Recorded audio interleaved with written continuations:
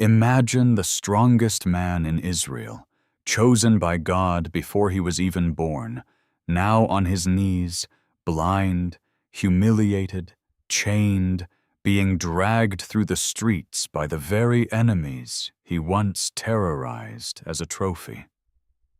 The one who once tore a lion apart with his bare hands, killed 1,000 men by himself, and made the Philistines tremble with fear, can no longer even see the light. His eyes have been torn out. His strength is gone. His secret has been handed over. And at the center of all of this stands a woman, Delilah. But here is the point that almost no one notices. Did Samson fall only because Delilah betrayed him? Or is the real story much deeper, more painful, and more frightening than it seems? Most people look at this story and see only a romantic betrayal, a seductive woman, an intimate conversation, a man who falls asleep, scissors, and hair being cut, and the sudden fall of a great warrior. But the Bible points to a greater mystery. Because Samson did not fall in a single moment. His ruin did not begin in Delilah's lap. The question that really needs to be asked is not only why Delilah betrayed him, but why was she able to reach so deeply? What was already happening inside Samson long before that night? What secret crack had been growing silently inside a man consecrated to God? Why did Delilah insist so much? Why did Samson remain there even while seeing the signs? What was in his heart that made him so strong against armies, yet so vulnerable before a single voice?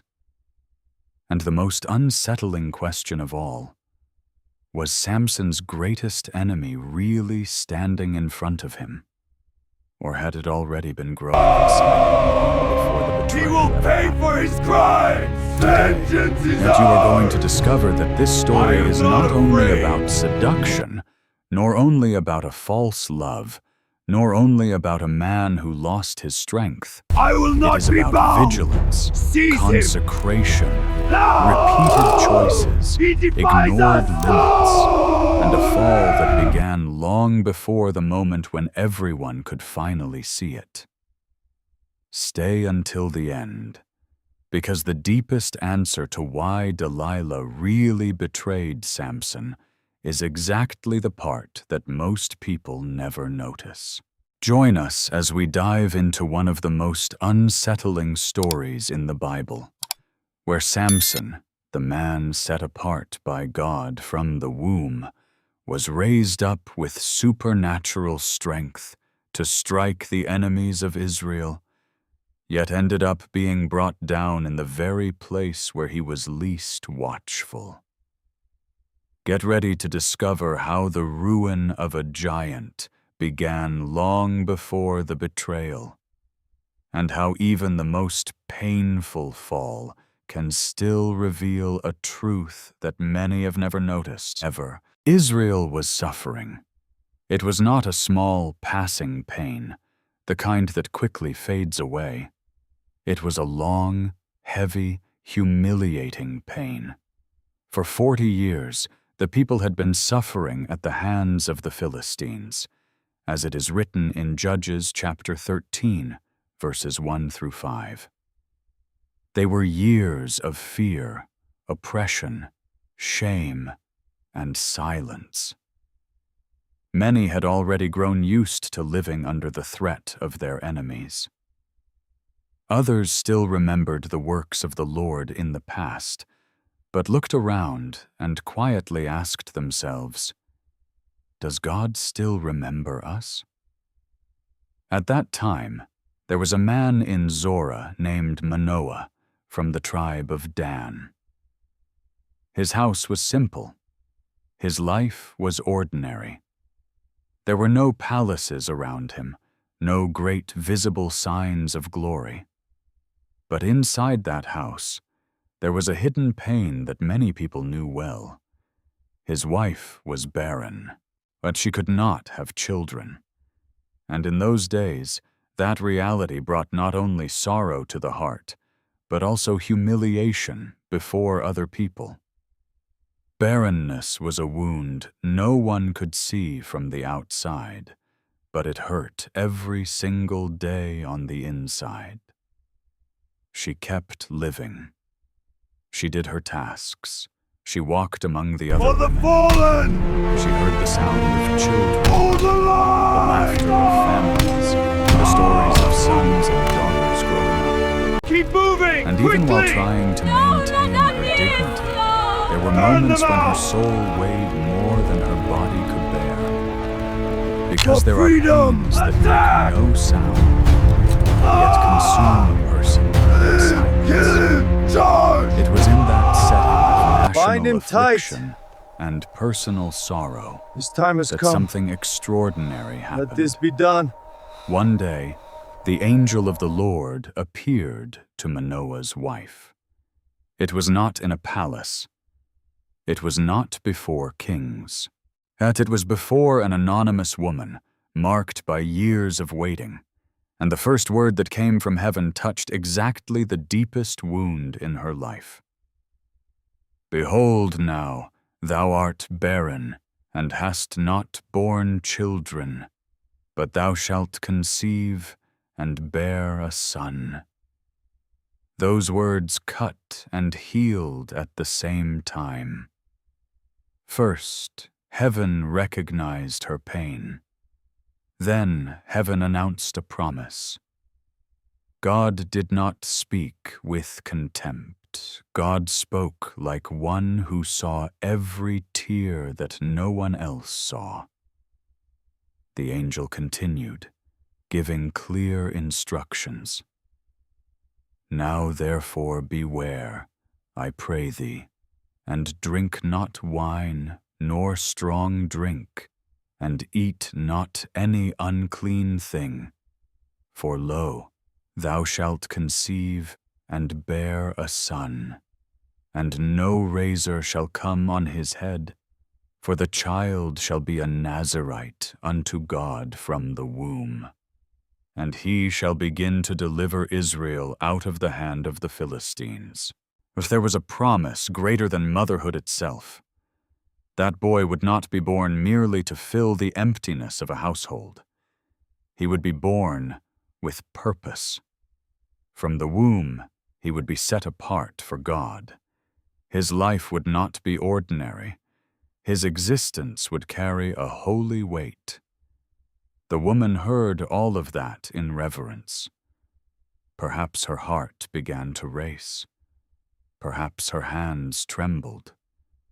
Perhaps, for a few moments, she could not even organize her thoughts. After all, how could a barren woman suddenly receive the news that she would bear a son? And more than that, how could she believe that this son would become an instrument of deliverance for an entire nation? Even so, she ran to tell her husband. A man of God came unto me, she said. His countenance was like the countenance of an angel of God, very terrible.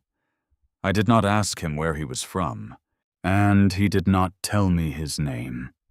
But he told me that I would conceive and bear a son, and that I should not drink wine or strong drink, nor eat any unclean thing, because the child would be a Nazirite to God from the womb until the day of his death. Manoah heard this with a stirred heart. It was no small matter. It was no ordinary news. It was a direct intervention from heaven. So Manoah did what a God-fearing man does when he realizes something too great is happening. He prayed.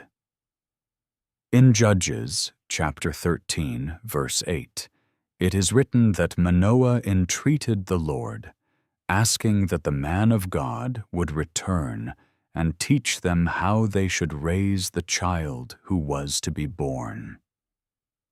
This part of the story is very beautiful because it shows that they did not want merely to receive the promise. They wanted to honor the promise. They wanted to obey. And they wanted to know how to act before that which God was placing in their hands. He will pay for his crimes! The angel of the Lord appeared again to the woman I am not while she was in afraid. the field. Manoah was not with her at that moment. So she ran quickly to call her I will husband. not be bound! Seize Behold, him! the man who came unto me the other day hath He appeared unto me defies us! again. Oh! Manoah rose and went after her. When he found the messenger, he asked, Art thou the man that spakest unto the woman? And he answered, I am. Then Manoah asked the question of a responsible heart. Now let thy words come to pass. How shall we order the child, and how shall we do unto him? But the angel repeated the same instructions that had been given before. The mother was to keep herself, and the child was to be set apart. God was making it clear that this birth required reverence even before delivery.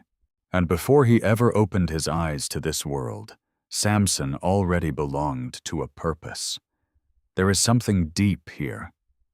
While Israel was suffering at the hands of the Philistines, perhaps many expected an army, a revolt, a great leader arising suddenly. But God began the answer in a silent way. Inside the womb of a once barren woman. Heaven was working where no one imagined. Deliverance was beginning in secret, in hiding, in intimacy, where human eyes could not reach. Moved by all of this, Manoah wanted to honor that visitor and offered him food. But the angel of the Lord showed that this visitation was not ordinary. And when Manoah offered a young goat in sacrifice unto the Lord, something tremendous happened. The angel ascended in the flame of the altar. Manoah and his wife looked on and fell with their faces to the ground. At that moment, they understood that they were not standing before a mere man. Terrified, Manoah said to his wife, We shall surely die, because we have seen God. But the woman, with calmness and discernment, answered, If the Lord were pleased to kill us, he would not have received a burnt offering and a meat offering at our hands. Neither would he have shown us all these things, nor would he now have told us such things as these. For the That fallen! answer shows that this woman was not Hold the someone who suffered. line! She was someone who knew how to recognize the mercy Keep of God, moving, even quickly! in the midst of fear. The same them woman out! who had carried the burden of barrenness now carried For freedom! living promise Attack! in her soul. Then, at the appointed time, the child was Charge! born. In Bind him Judges chapter tight. 13, verse 24, it is His written, time has come. And the woman bare a Let son, this be done. and called his name Samson. And the child grew, and the Lord blessed him. He received a name. He received an identity. He received a blessing. But above all, he received a calling. Samson was not born as an ordinary child. His birth was heaven's answer to two pains at once, the pain of a barren woman and the pain of an oppressed people. He was proof that God still visited the forgotten. He was a sign that the Lord still acted when everything seemed still. He was a living reminder that even in dark times, heaven does not lose control. But every great promise also carries great responsibility. That boy who would grow under the blessing of the Lord would also grow surrounded by an enormous spiritual weight. Because being chosen by God does not mean living without struggle. Sometimes it means precisely living even deeper struggles. Samson was born to begin delivering Israel from the Philistines. But before facing enemies on the outside, one day he would have to face dangerous conflicts within himself. The story began with miracle. It began with promise. It began with consecration. But hidden behind that joy, there was already a silent warning. Not every man set apart by God learns at the same speed to guard his own heart. But that boy chosen to deliver others would still have to win battles within himself. The days passed, and that house which had once known the silence of a painful waiting began to know another sound. The cry of the child, the hurried steps of the mother, the attentive gaze of Manoah, the small routines of a family that now carried in its arms what had once existed only as a promise. Where there had once been absence, there was now presence. Where there had once been shame, there was now a sign of favor. And although Samson was still only a child, his very existence already spoke for itself. Every time someone looked at that boy, they were reminded that God was still able to visit the impossible. His mother surely held him with a different kind of care. It was not only a mother's love, though that alone would already have been great. It was reverence. It was fear. As it was the awareness that this son did not belong only to their household. From the womb, he had been set apart for God. The hair that was not to be cut, the life that was not to be treated as ordinary, the promise that hovered over him from before his birth. All of this made Samson a different child, even when he was still too young to understand the weight of it.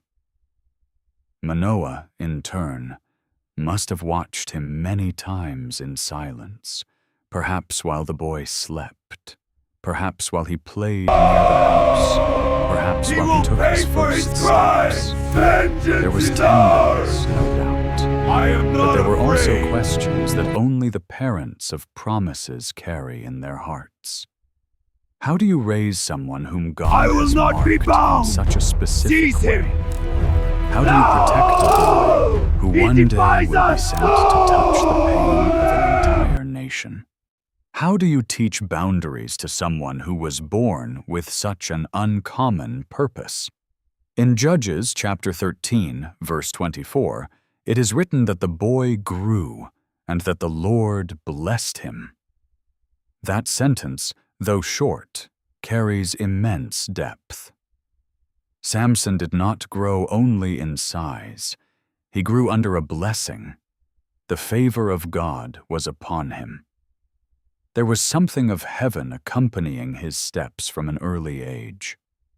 It was not merely a matter of health, vigor, or natural development. There was a presence, an invisible mark, a holy hand resting upon his formation. But Samson's childhood was also surrounded by an important silence. The Bible does not give many details about those years. And it is precisely in that silence that there is something powerful. Because not every preparation happens in public. Not every work of God begins before crowds. And there are seasons when heaven works far from applause, far from visible battles, far from great events. God was shaping Samson before exposing him. He was allowing him to grow before placing him at the center of the fight. Meanwhile, Israel remained under Philistine oppression. That means Samson grew up hearing stories of pain. He grew up in an environment where the humiliation of the people was not theory, but reality. Perhaps he heard adults speaking in hushed tones. Perhaps he noticed the fear on the faces of older men. Perhaps he sensed, even without fully understanding it, that there was a weight upon his generation. He was not born in days of peace. He was born in days of enemy domination. And that made his calling even more serious. We can imagine his mother, at certain moments, looking at him with eyes full of emotion and concern. And perhaps she thought, "It was God who gave you to us, my son. For the fallen! But it was also God who took you for himself Hold the before you were line! born." There are promises that bring joy, Keep but also moving! truth. Quickly! No, not me! Because when God sets Turn someone them out! apart for a great purpose, He is not promising For an easy freedom! life. Attack! He is announcing Ah! a marked life. Kill him! As time passed, Samson began Bind him to show tight. signs of uncommon strength, His time has come. not necessarily as a spectacle be before done. everyone, but as something that could be noticed in the way he grew, in the vigor of his body, in the energy he carried, in the firmness that seemed to go beyond what was natural. Even so, it would be a mistake to think that his strength was only in his muscles.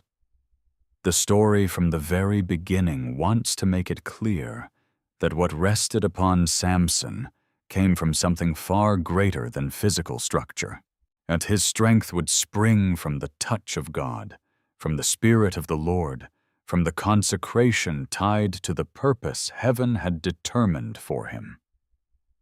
In Judges, chapter 13, verse 25, Scripture says that the Spirit of the Lord began to move him in Mahanadan, between Zorah and Eshtaol. This is a decisive sentence. The Spirit of the Lord began to move him. That means that even before the great battles, before the wrong decisions, before the falls that would mark his story, God was already working in him. There were holy impulses, inner callings, spiritual stirrings awakening his soul to something he still did not fully understand. Perhaps there were days when Samson felt within himself a restlessness that was hard to explain, a sense that his life would not be ordinary, a weight in his chest, and a strength that did not fit only in the body, an inner push that made him realize something greater lay ahead. Not everyone who is called understands early on what to do with what they carry. Sometimes a person first feels the agitation, first feels the fire, first feels the inner push, and only later understands the direction. This stage of Samson's life has something beautiful and, at the same time, troubling. Beautiful because everything pointed toward greatness. Troubling because not every outward greatness is matched by the same measure of inward maturity. A boy may grow strong on the outside and still remain vulnerable on the inside. And this would become one of the most painful marks of Samson's life in the future. It is possible that many people looked at him with expectation. After all, His story was already known to some, and the boy of promise, the son of the once barren woman, the child announced by the angel, the one consecrated from the womb.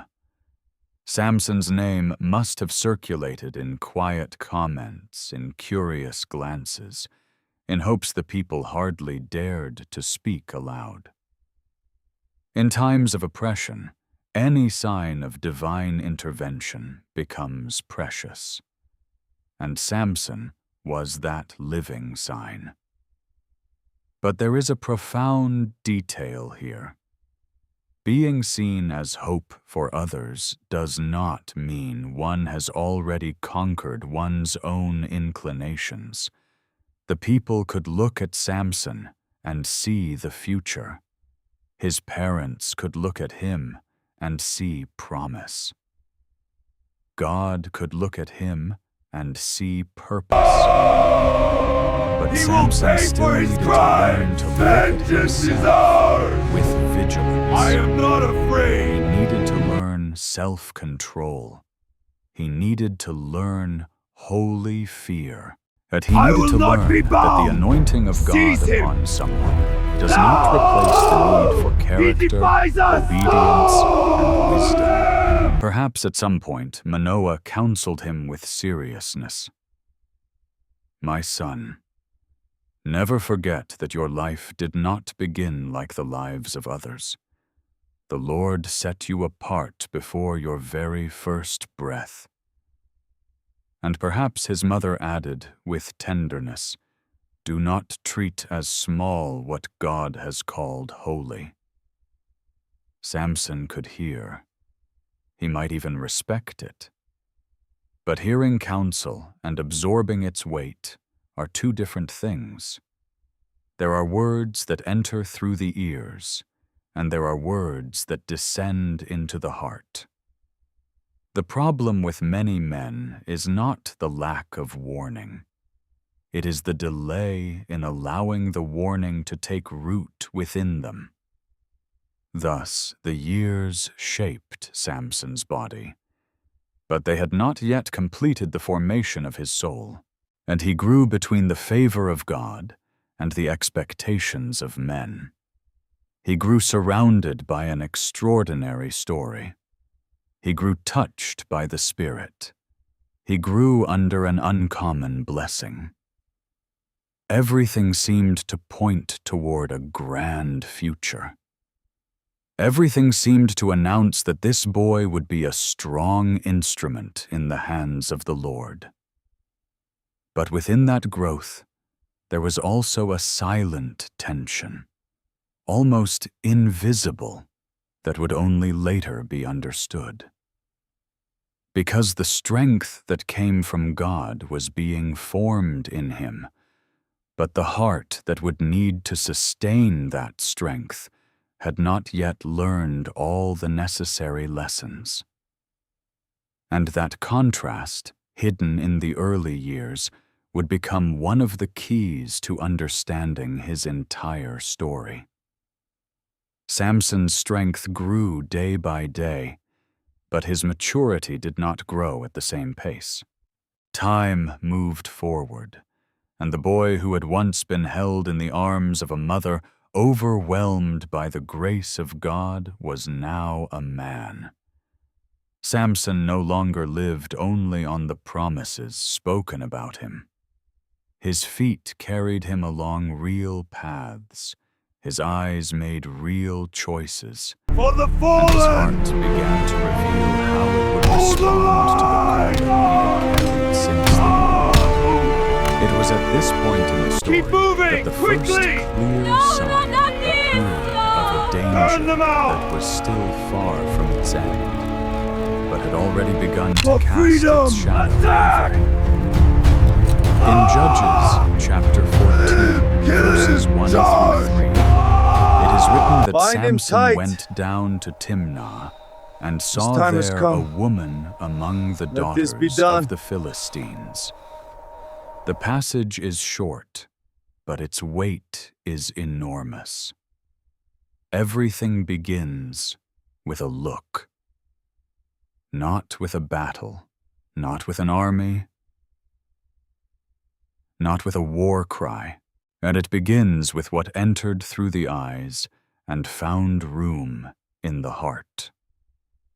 Timnah lay in territory connected to the Philistines, the very people oppressing Israel. Samson was not merely looking at just any woman. He was turning his desires toward someone connected to the enemy people. And that makes the scene much more serious than it seems at first glance. The problem was not beauty, nor the simple fact of admiring someone. The problem was deeper. The man set apart to begin delivering Israel now felt attracted to exactly what represented mixture, danger, and nearness to the source of oppression. When he returned home, Samson spoke with the confidence of someone who had already decided within himself. "I saw a woman in Timnah, one of the daughters of the Philistines. Now therefore get her for me to wife." It was not a humble request.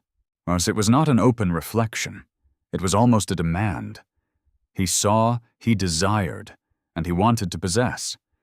His parents heard that and felt the weight of what his words meant. Manoah and his wife knew who their son was. They knew how his birth had been announced. They knew his life could not be treated like that of any ordinary man. And so they answered with concern. "Is there never a woman among the daughters of thy brethren, or among all my people, that thou goest to take a wife of the uncircumcised Philistines?" This question from his parents was not born out of loveless harshness. It was born out of fear.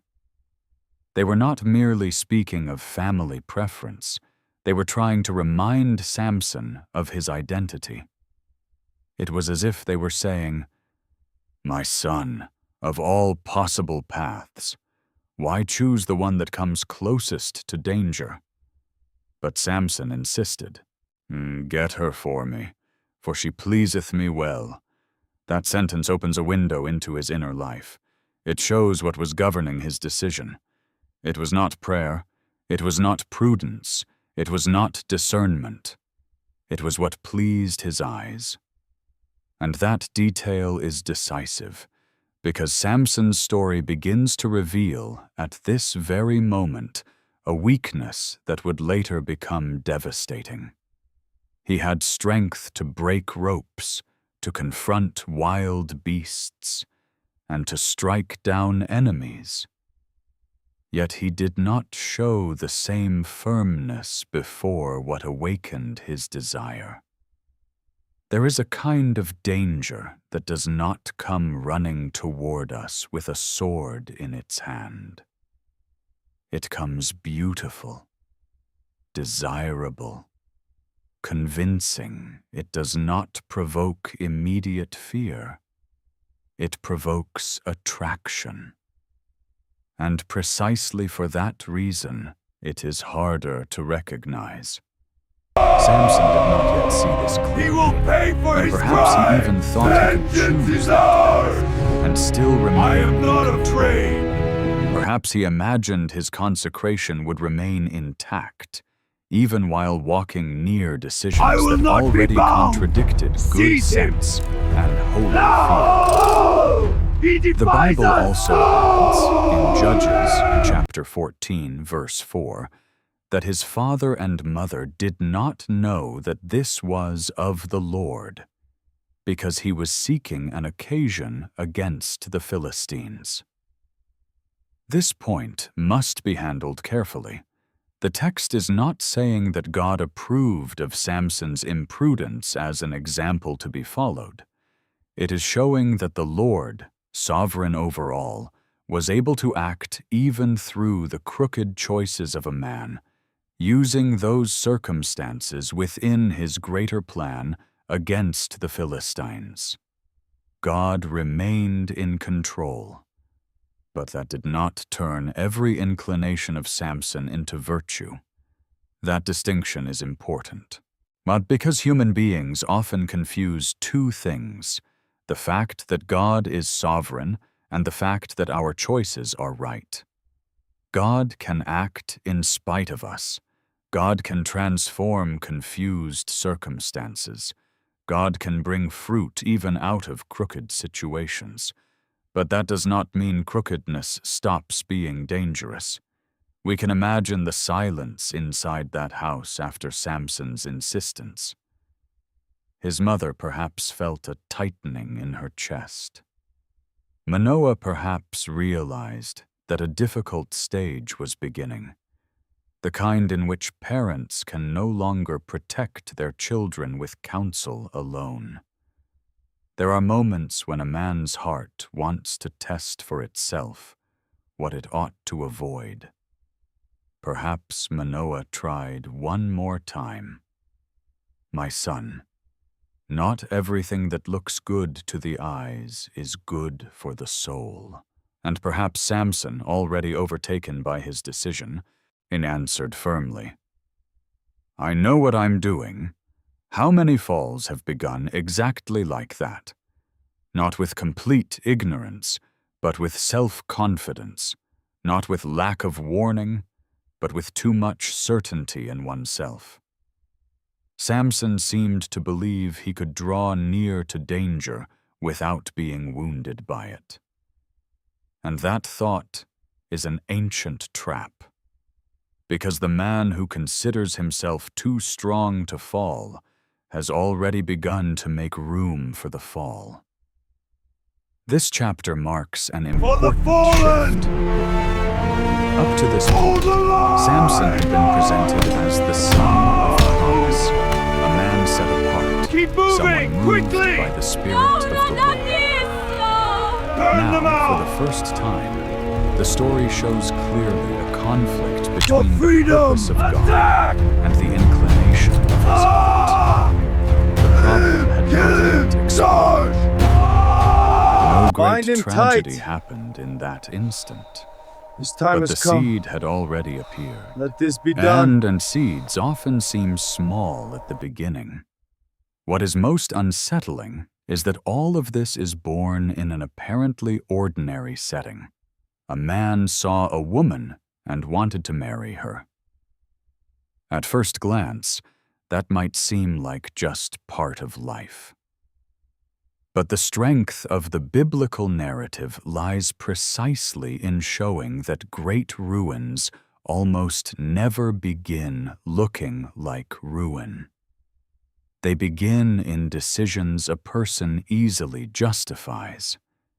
They begin when someone starts being guided by what pleases the eyes, even while knowing that it draws him closer to dangerous ground.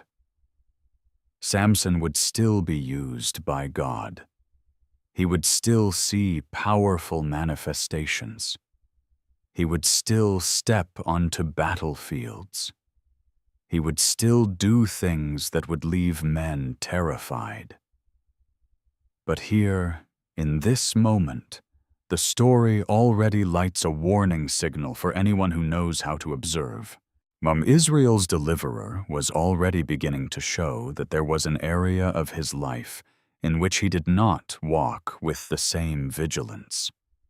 And when one area of the heart is left unguarded, time usually turns attraction into a snare, the snare into weakness, and weakness into ruin.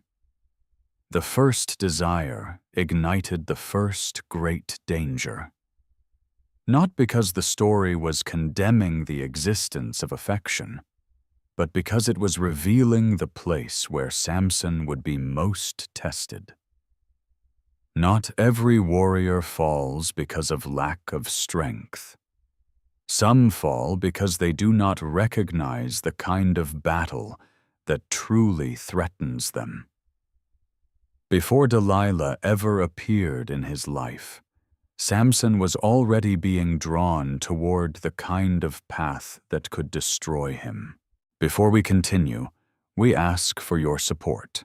Subscribe to the channel and leave your like.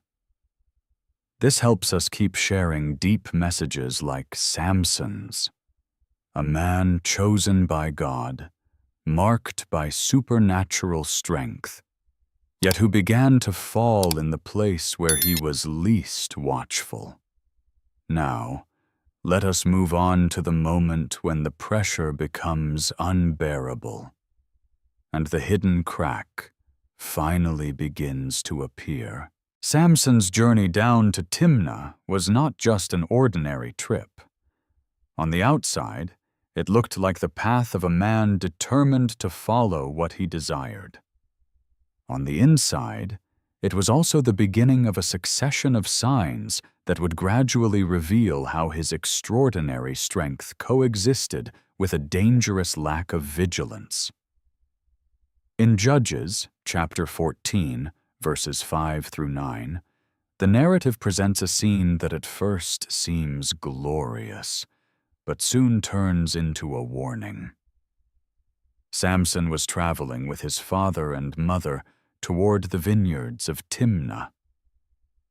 The atmosphere may have been quiet for a few moments, as it often is before certain events that change the course of a story. There was no army ahead. There was no alarm of war. But suddenly, a young lion appeared, roaring against him. He will It pay is a for his powerful crimes! scene, Vengeance is a ours! fierce and violent not animal afraid. coming direct attack. One of those moments in which a man's life can end in seconds. I will And not be then bound! Scripture declares Seize him! something decisive. No! The Spirit of the He Lord defies came us! mightily upon Samson. It was not human courage alone. It was not merely physical impulse.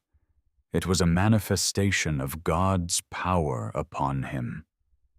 And seized by that strength, Samson tore the lion apart as one tears a young goat, though he had nothing in his hands.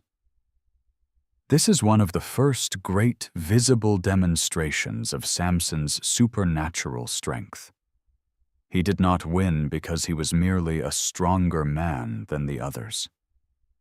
He won because, in that moment, the Spirit of the Lord came upon him with power.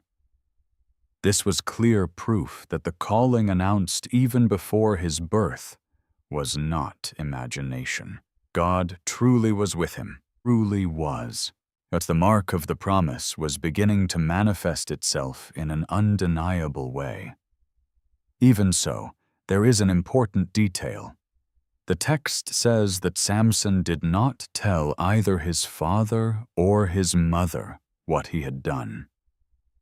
He kept that episode a secret, perhaps because he knew it would provoke amazement, perhaps because he liked the feeling of carrying something impressive by himself, perhaps because he was already beginning to grow used to living certain experiences without fully opening his heart to those who could counsel him. Silence is not always sin, but sometimes it becomes the hiding place of a dangerous way of living. When a person stops giving account and starts walking only according to what seems right in his own eyes. After speaking with the woman who pleased his eyes so much, Samson returned by the same path some time later. And that was when something even more symbolic happened. He turned aside to look at the body of the lion he had killed. And there, inside the carcass of the animal, there was a swarm of bees and honey. The image is strange and powerful at the same time. From something that had once roared with mortal threat, now came something sweet. From what had represented danger came something pleasant to the taste. For the fallen! And Samson, seeing the honey, Hold the line! did what seemed simple. He took it in his hands, ate it along Keep the moving! way, Quickly! and then also No, gave not some here! to his No! father and Burn mother, them out! without telling them where he had taken it from. For Here freedom! the story Attack! stops speaking only about strength and begins to speak about Charge! boundaries. Bind him Samson tight. had conquered the lion. His That time was has come. impressive.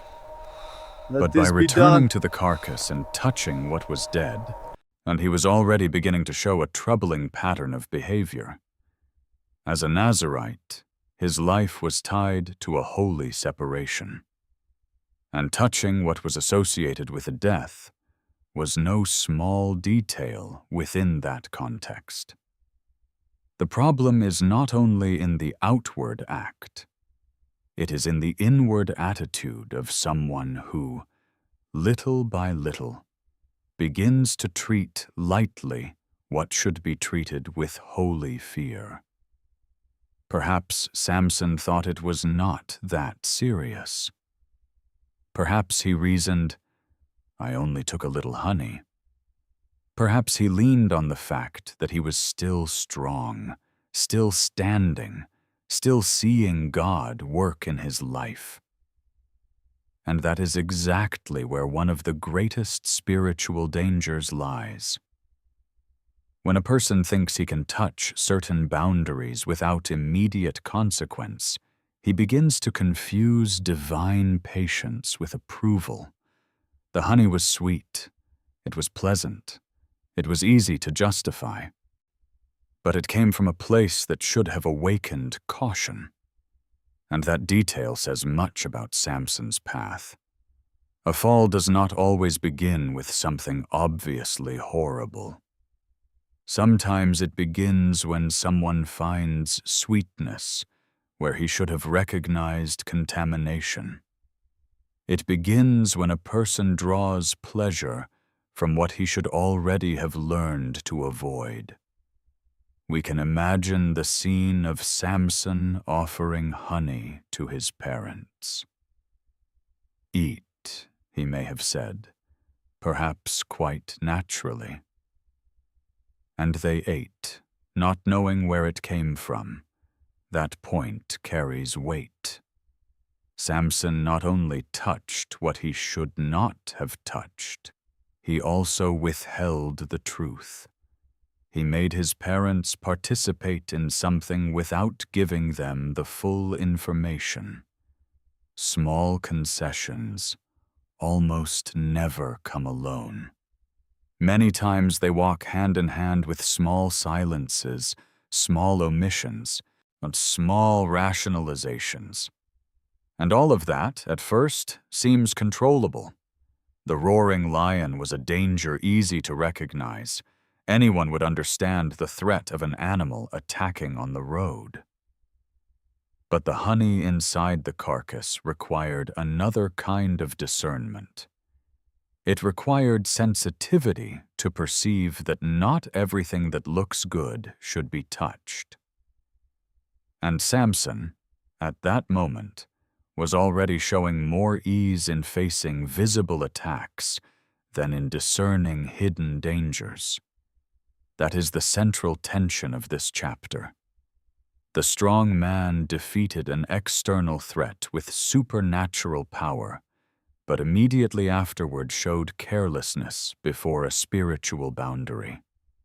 He tore apart a lion with his hands, but did not deal with the same firmness toward what was forming inside him, the habit of drawing too near to what he should not. Was the strength that crushed enemies was not being matched by the same measure of inner discipline.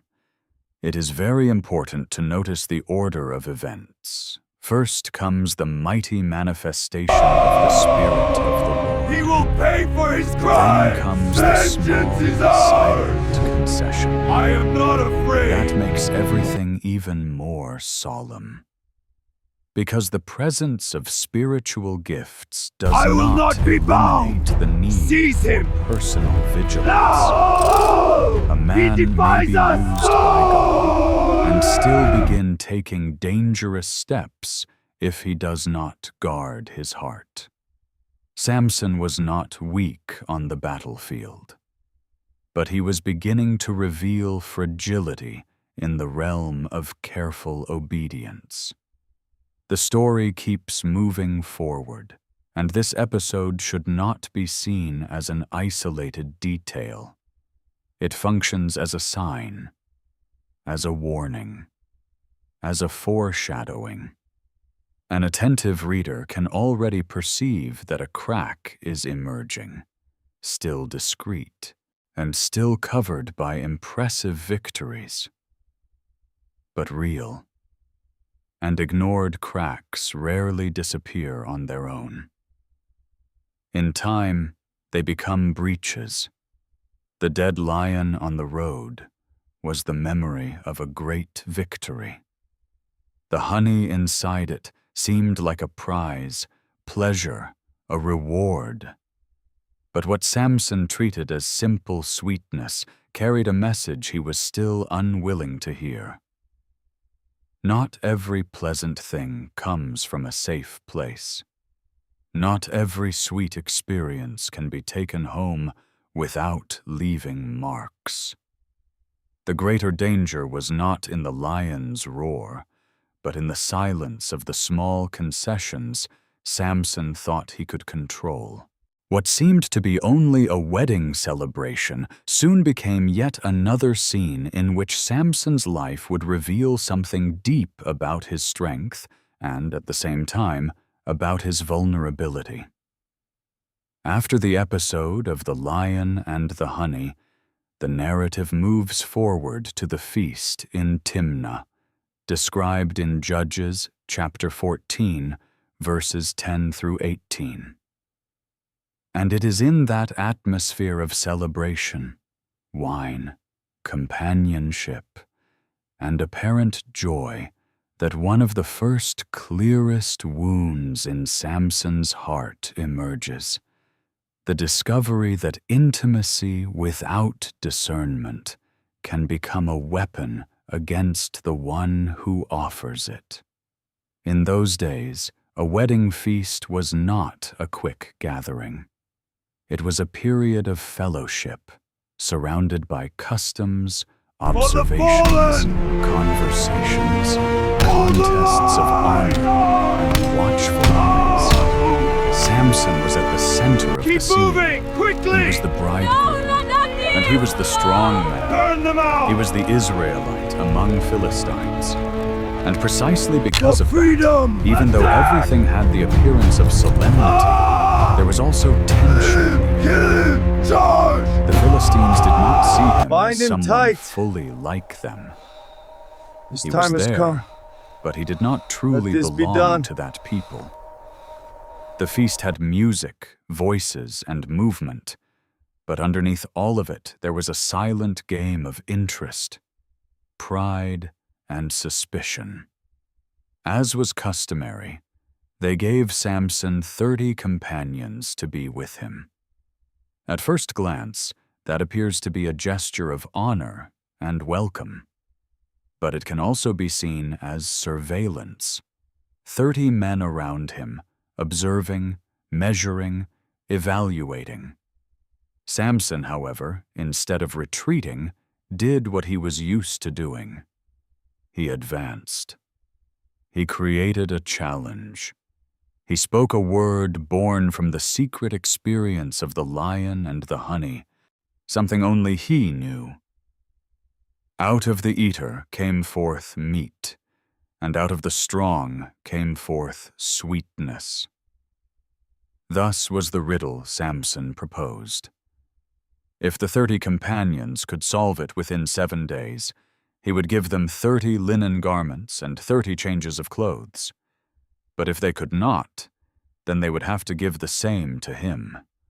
More than a game, that moment had the flavor of provocation, of demonstrating superiority. Samson was speaking from a secret that only he possessed. There was in it a certain excess of confidence, perhaps even a certain pleasure in feeling above the others. He knew something no one else knew, and because of that, he placed himself in a position of advantage. But there are moments when a man, by enjoying his own advantage too much, but does not realize that he is creating around himself an increasingly hostile atmosphere. The Philistines heard the riddle and tried to solve it. Days passed, and they found no answer. Time moved forward, and their pride began to boil. It was not merely about losing clothes, it was about losing to Samson. And that wounded something deeper, their honor, their appearance of control, their desire not to be humiliated by the man who already carried an unsettling presence among them.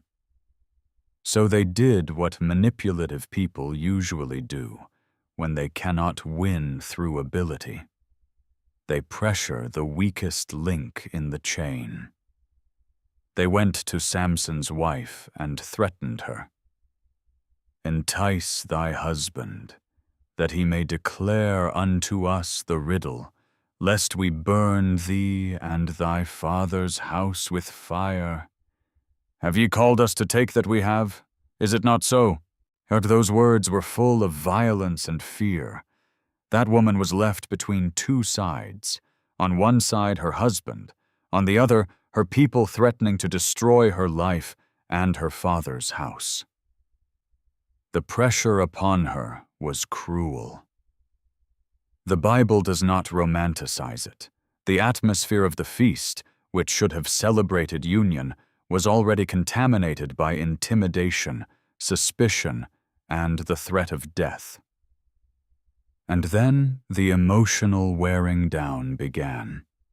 Samson's wife went to him and wept before him, not only once, but repeatedly. And she said, "Thou dost but hate me, and lovest me not. Thou hast put forth a riddle unto the children of my people, and hast not told it me." He will pay This for his statement crime. touches exactly the Vengeance kind of is ours. weakness that was beginning to I am not appear in afraid. Samson. The issue was no longer only the riddle. Now it was emotional, or now I will it not be involved bound. proof of love, Seize him. guilt, No! and insistence. He defies us. She does not merely ask for the answer. She tries to make Samson feel that hiding something is the same as rejecting her. It is pressure disguised as wounded affection. Samson answered, trying to resist. "Behold, I have not told it my father nor my mother, and shall I tell it thee?" That answer shows that there was still in him a certain reserve, a certain limit. He knew it was not just anything. He knew that secret came from an intimate experience full of meaning. But his resistance would not last. She wept before him the 7 days of the feast, day after day, word after word, tear after tear. The attack did not come with a sword, but with insistence. It did not come shouting like an army, but whispering in his ear and pressing upon his soul. Samson, and who could face things that would make other men tremble, began to show that his heart did not endure that kind of prolonged pressure very well. On the 7th day, he gave in. He told her the riddle, and she, in turn, told it to the children of her people. This moment must be felt with the proper weight. It was not only the loss of a game, it was the breaking of trust.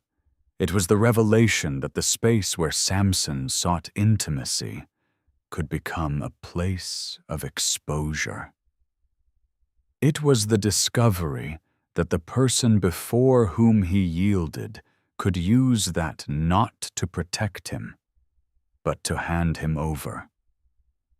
Before sunset on the 7th day, the men of the city came with the answer.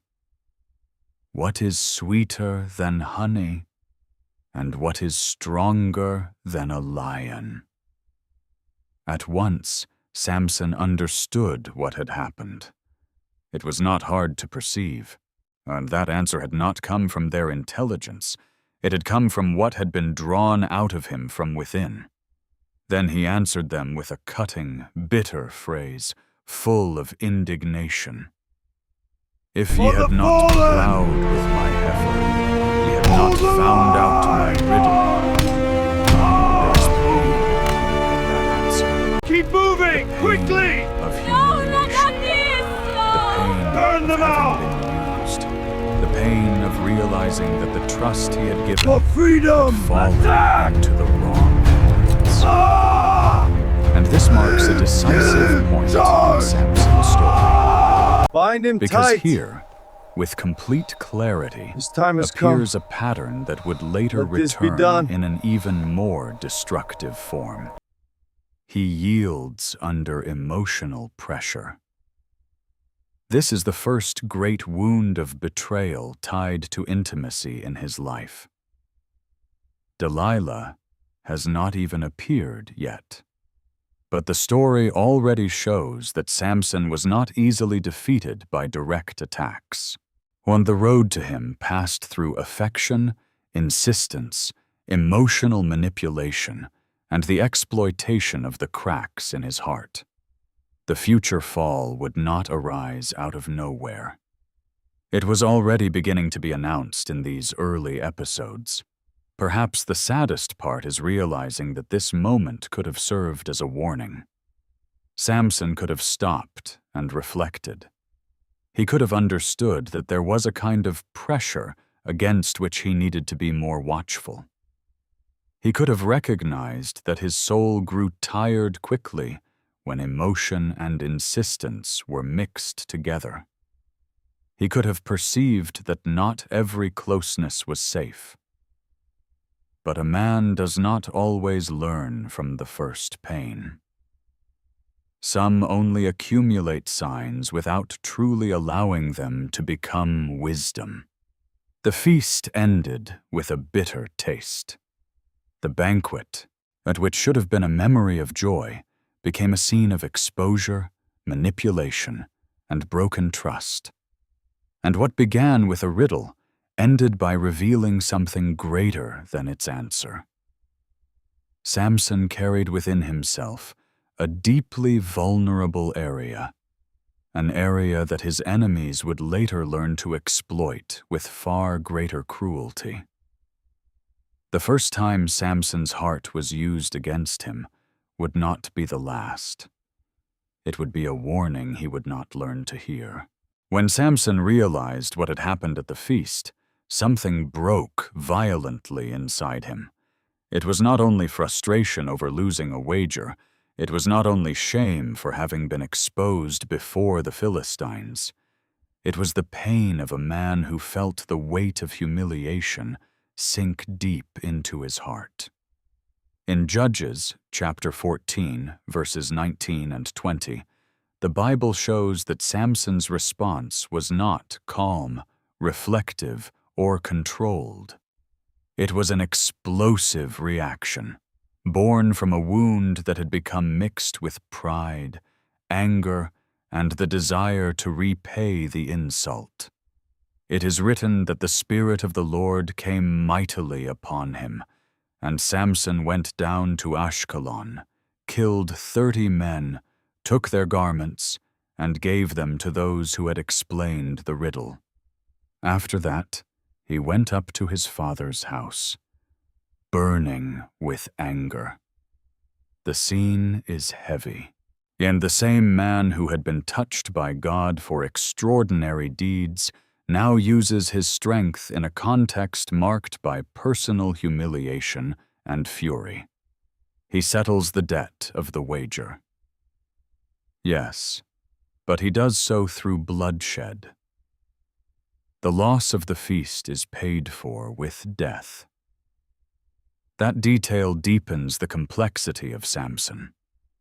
He was not only a strong man, he was an intense man. And intensity without self-government becomes dangerous. What touched his soul did not He will pass pay through for him his the way crimes! passes through others. Vengeance is ours! When he felt wounded, I he did am not not react afraid. in small measure. His response came like a storm.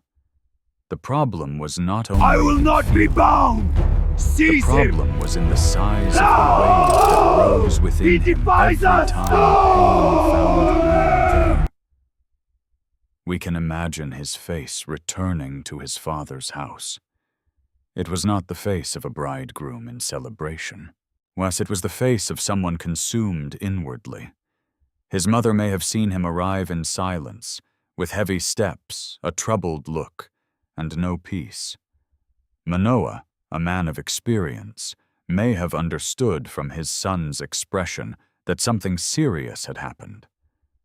Perhaps he asked with caution, "My son, what happened?" And perhaps Samson, overtaken by the mixture of anger and shame, answered in a tense voice, "They took from me what was mine. They used what was close to me to wound me." Some pains leave a man sad, others leave him furious. In Samson's case, humiliation did not produce quiet withdrawal. It produced violence. And that reveals another important layer of his story. He did not know how to deal well with his own wound. He did not know how to pass through pain without turning it into attack. And instead of processing betrayal with holy fear and discernment, he turned it into fuel for destruction. But the story had not yet finished wounding him. In Judges, chapter 15, verses 1 and 2, it is written that after some time, in the days of the wheat harvest, Samson went to visit his wife, bringing a young goat, and said that he would go in unto her in the chamber. This shows that despite the confusion, he still considered that woman his wife. In his mind, the relationship had not ended in that way. There was still, perhaps, the expectation of restoration, of reunion, of possession regained. Perhaps he thought that after the anger, there was still something left to recover.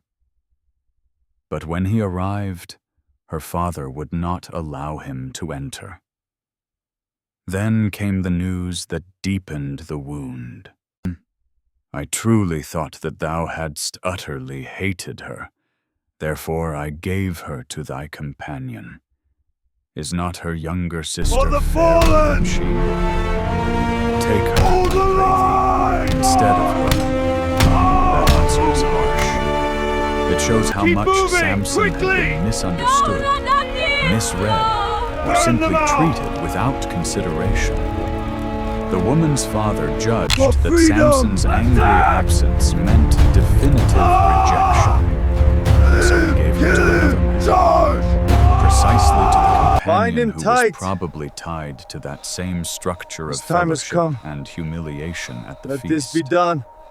The woman for whom Samson had insisted, the woman for whom he had faced his parents' resistance, the woman for whom he had gone down to Timnah, was now no longer available to him.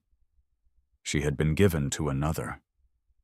That scene concentrates humiliation, rejection, and loss, and for a man like Samson, and that was fuel poured upon fire. He had already been betrayed in the riddle. Now he also experienced the concrete loss of what he had desired to possess. The blow did not come only on the emotional side. It struck his pride, his sense of honor, and the feeling of being cheated. It is as though the story were shouting something important. Samson was not being shaped by pain. He was being set ablaze by it. The father-in-law's offer to give him the younger sister in exchange only made everything even more offensive. As if people could be traded like objects. as if Samson's pain could be solved by substitution, as if his wounded and inflamed heart could accept that without revolt. The father-in-law may have wanted to calm the situation, but what he actually did was touch even more deeply the indignation of that man. And then Samson answered, with words that already pointed toward what would follow. "This time shall I be blameless concerning the Philistines, though I do them a displeasure." That phrase is decisive.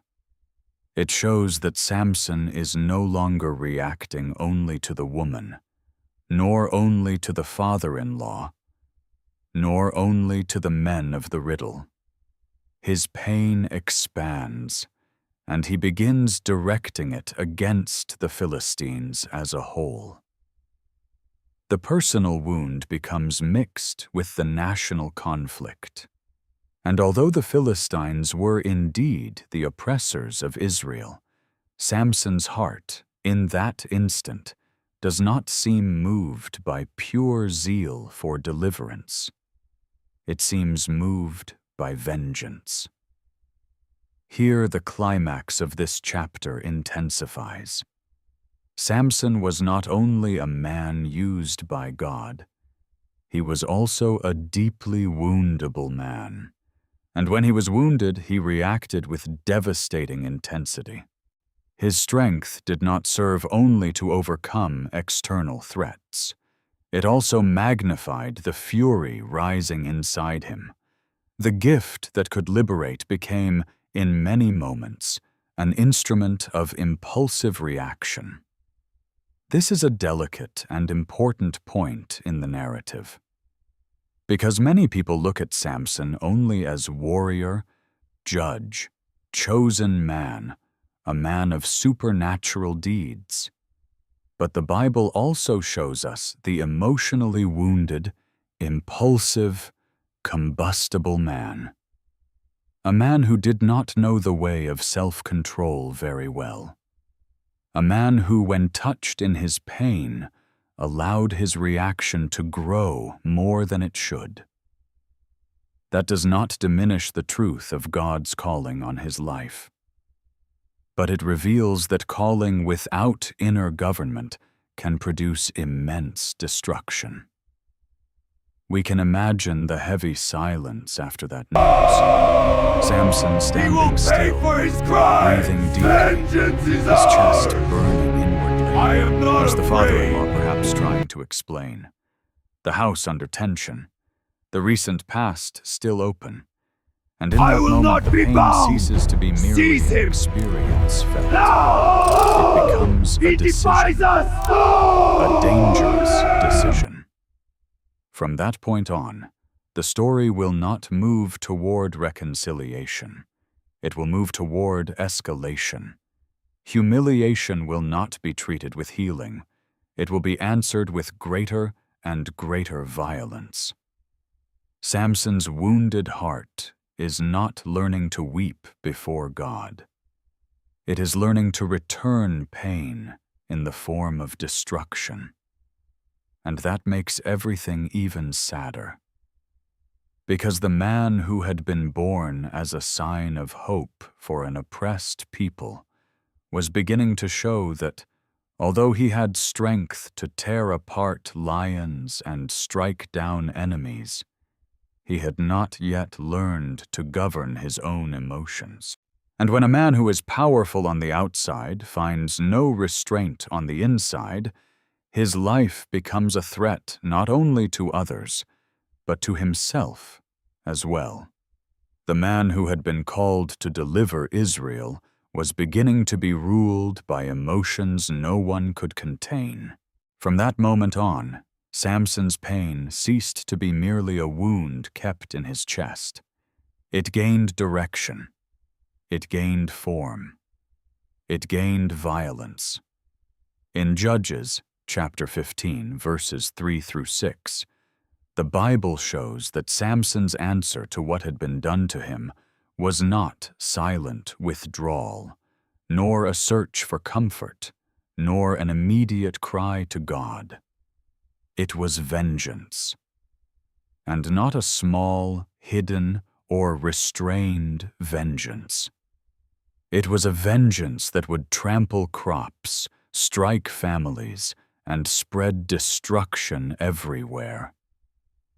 After hearing that his wife had been given to another man, Samson declared, "This time shall I be blameless concerning the Philistines, though I do them a displeasure." Those words reveal much of what was already happening inside him. Samson tries to justify his own reaction before he even carries it out. And he speaks like someone who wants to clear his conscience, as if giving himself permission to wound without guilt. This often happens when the soul is taken over by offense. For the fallen! Man begins to call justice Hold the what is. line! Many times, simply anger dressed up as an argument. Keep moving! Quickly! Then Samson went out and caught 300 foxes. Burn them He out! tied them tail to tail, and between each pair of tails he For fastened freedom! Attack! After lighting the torches, he released the animals into the fields of the Philistines. The fire Bind him ran through the tight. grain, consumed the sheaves, His time has reached come. the standing corn, Let and this be spread done. also through the vineyards and olive groves. The scene is striking. The field, which should represent harvest, provision, and the continuation of life, is turned into a setting of smoke, crackling, and flames. Samson's vengeance does not strike only isolated men.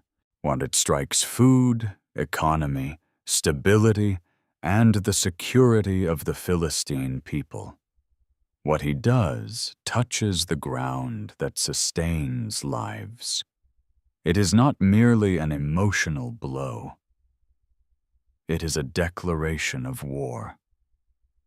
Perhaps the sky over that region darkened with smoke. Perhaps men ran in desperation trying to contain the flames. Perhaps women came out of their houses in panic, watching the crops being swallowed by fire. The burning grain was not only material loss, it was hunger being announced. It was the loss of months of labor. It was ruin in chain form. And all of this is born from the reaction of a wounded man. It is important to notice how the story grows in intensity. First, Samson had been betrayed. Then, he felt humiliated. After that, he reacted with anger. Now that anger becomes fire, the wound is no longer contained inside him, and it invades the world around him. The inflamed heart begins to set external reality on fire as well. The Philistines saw the devastation and asked, "Who hath done this?" The answer came quickly. Samson, the son-in-law of the Timnite, because he had taken his wife and given her to his companion. Notice how the explanation itself already carries the portrait of the cycle of pain. Samson's name appears linked to the broken marriage, the humiliation, and the fire. His personal pain is no longer only his own. Now, it generates public consequences.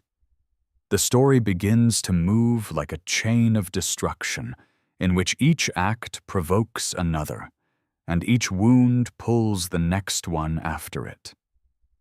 Then the Philistines responded with even greater cruelty. The Bible says that they went up and burned the woman and her father with fire. That answer is brutal. And the woman who had once pressured Samson because of the riddle, the woman who had participated in the breaking of trust, now also becomes a victim of the violence of her own people. And her father, who had tried to solve the situation in his own way by giving his daughter to another man, is also consumed in that same cruel judgment. It is a terrible ending. No one there is truly at peace. No one comes out unharmed. The fire Samson set in the fields finds an answer in another fire, even crueler, burning people.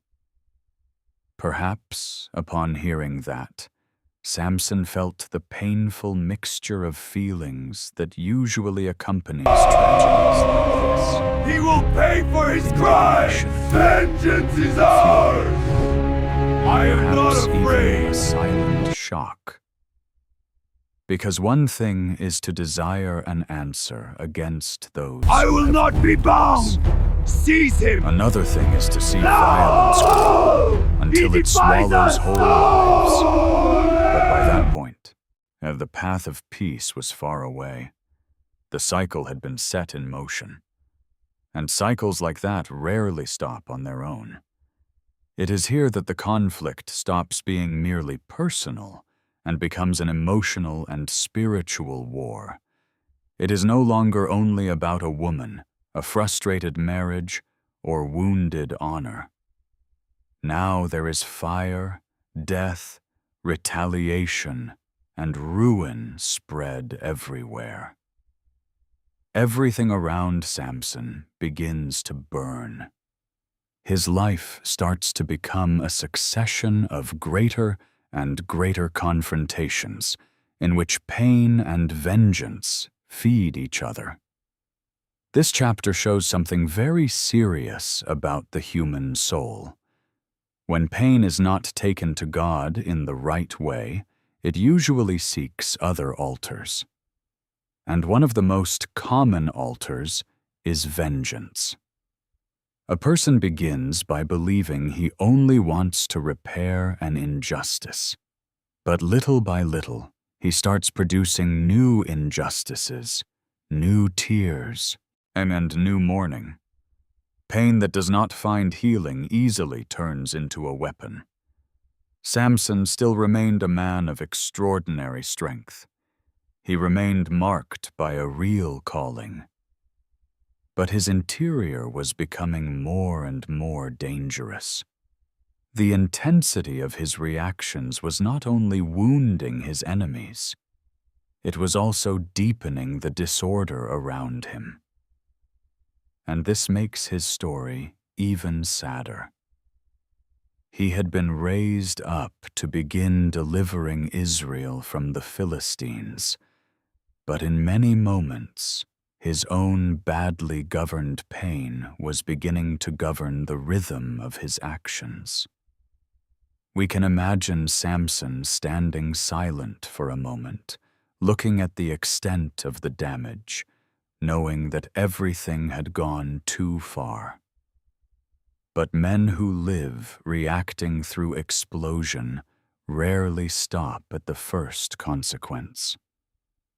When the heart is already overtaken, the next response almost always becomes even stronger. The war had been declared, For the fallen! not only between Samson and the Hold the Philistines, but between the vocation God had given him and the emotional turmoil. Keep growing moving! inside. Quickly!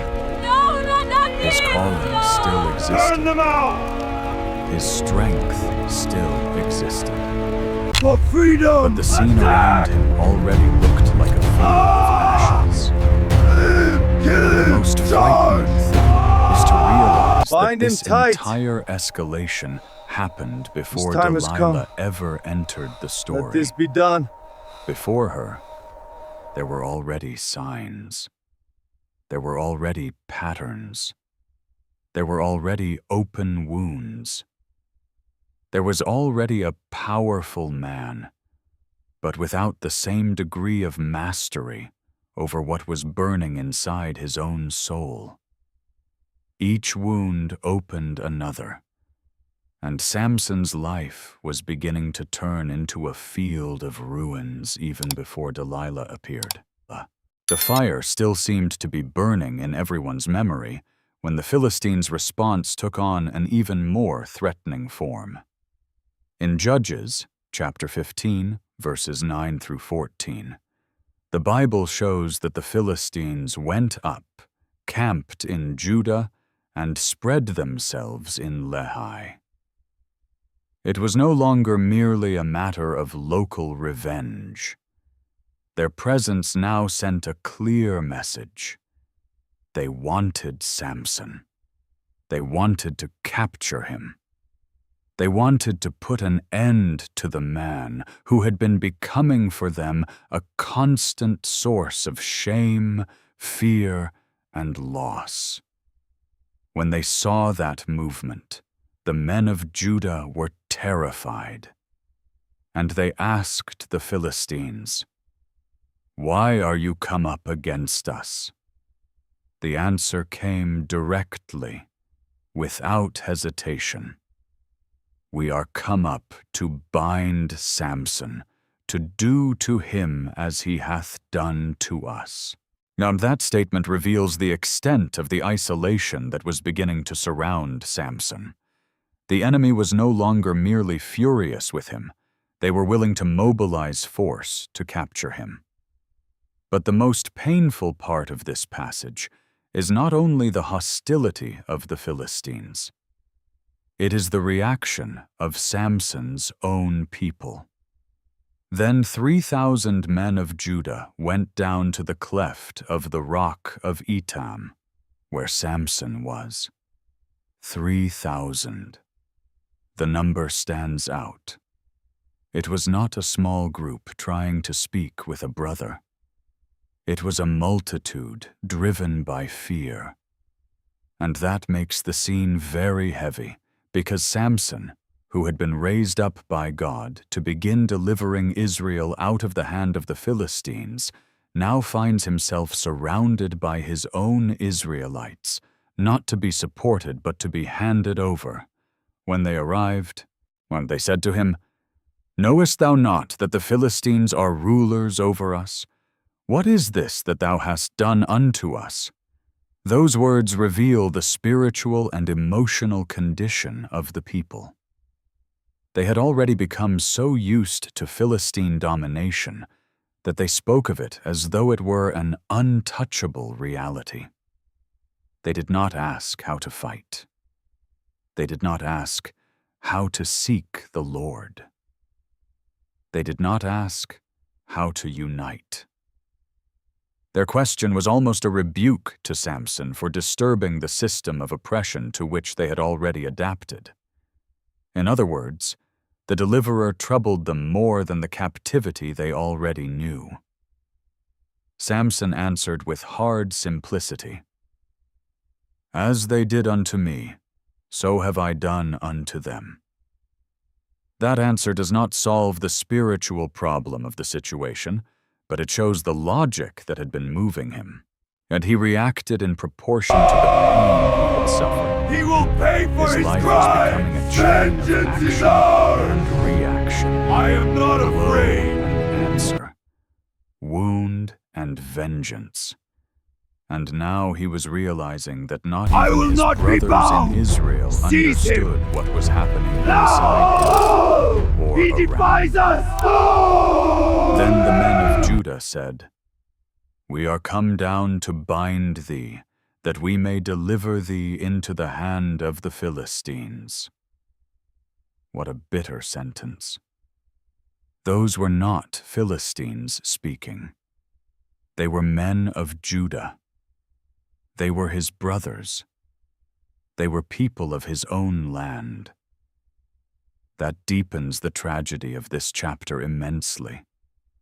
Samson is not surrounded only by foreign hostility. He is facing the pain of finding no shelter even among his own people.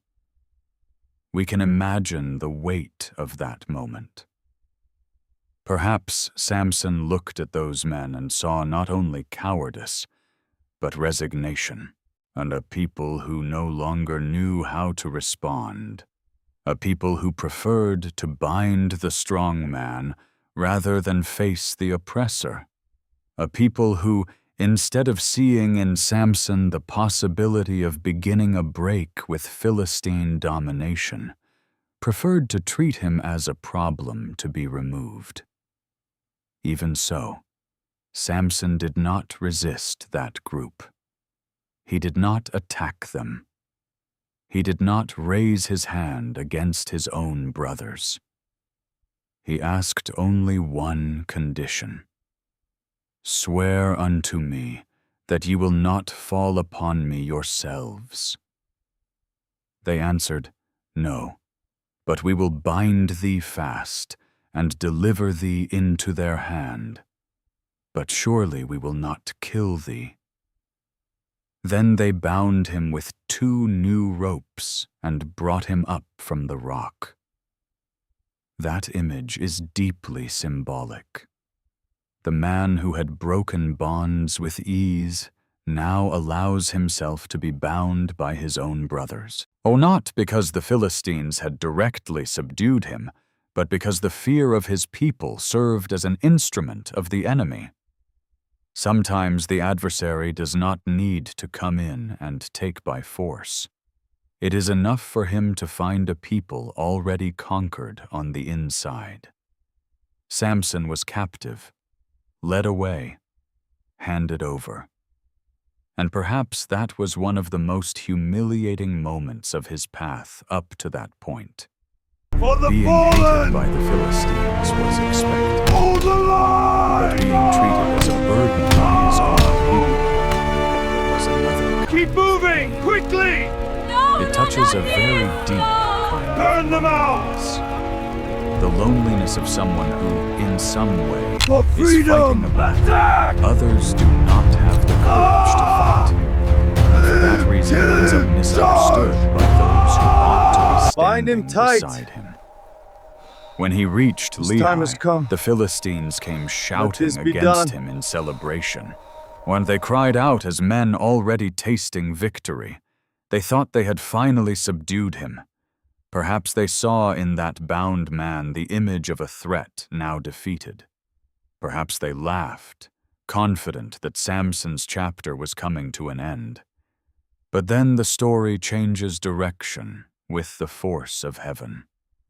The Bible says that the Spirit of the Lord came mightily upon him, and the ropes that were upon his arms became as flax burned with fire, and his bands loosed from off his hands. Once again, Samson's strength does not appear as mere human vigor. It manifests itself again because of the mighty action of the Spirit of the Lord. This is very important, because even in the midst of the emotional chaos of his life, even in the midst of so many intense reactions, God was still manifesting himself through him against the Philistines, where the calling had not been erased. God's presence still made him an instrument of judgment against the oppressors. The contrast is striking. His brothers bind him.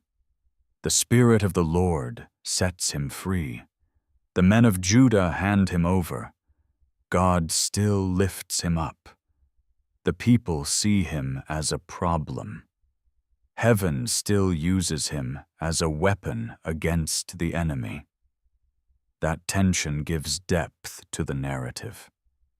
Samson is, at the same time, a wounded, intense, and disordered man in many aspects, and also someone upon whom the hand of God still moves with power.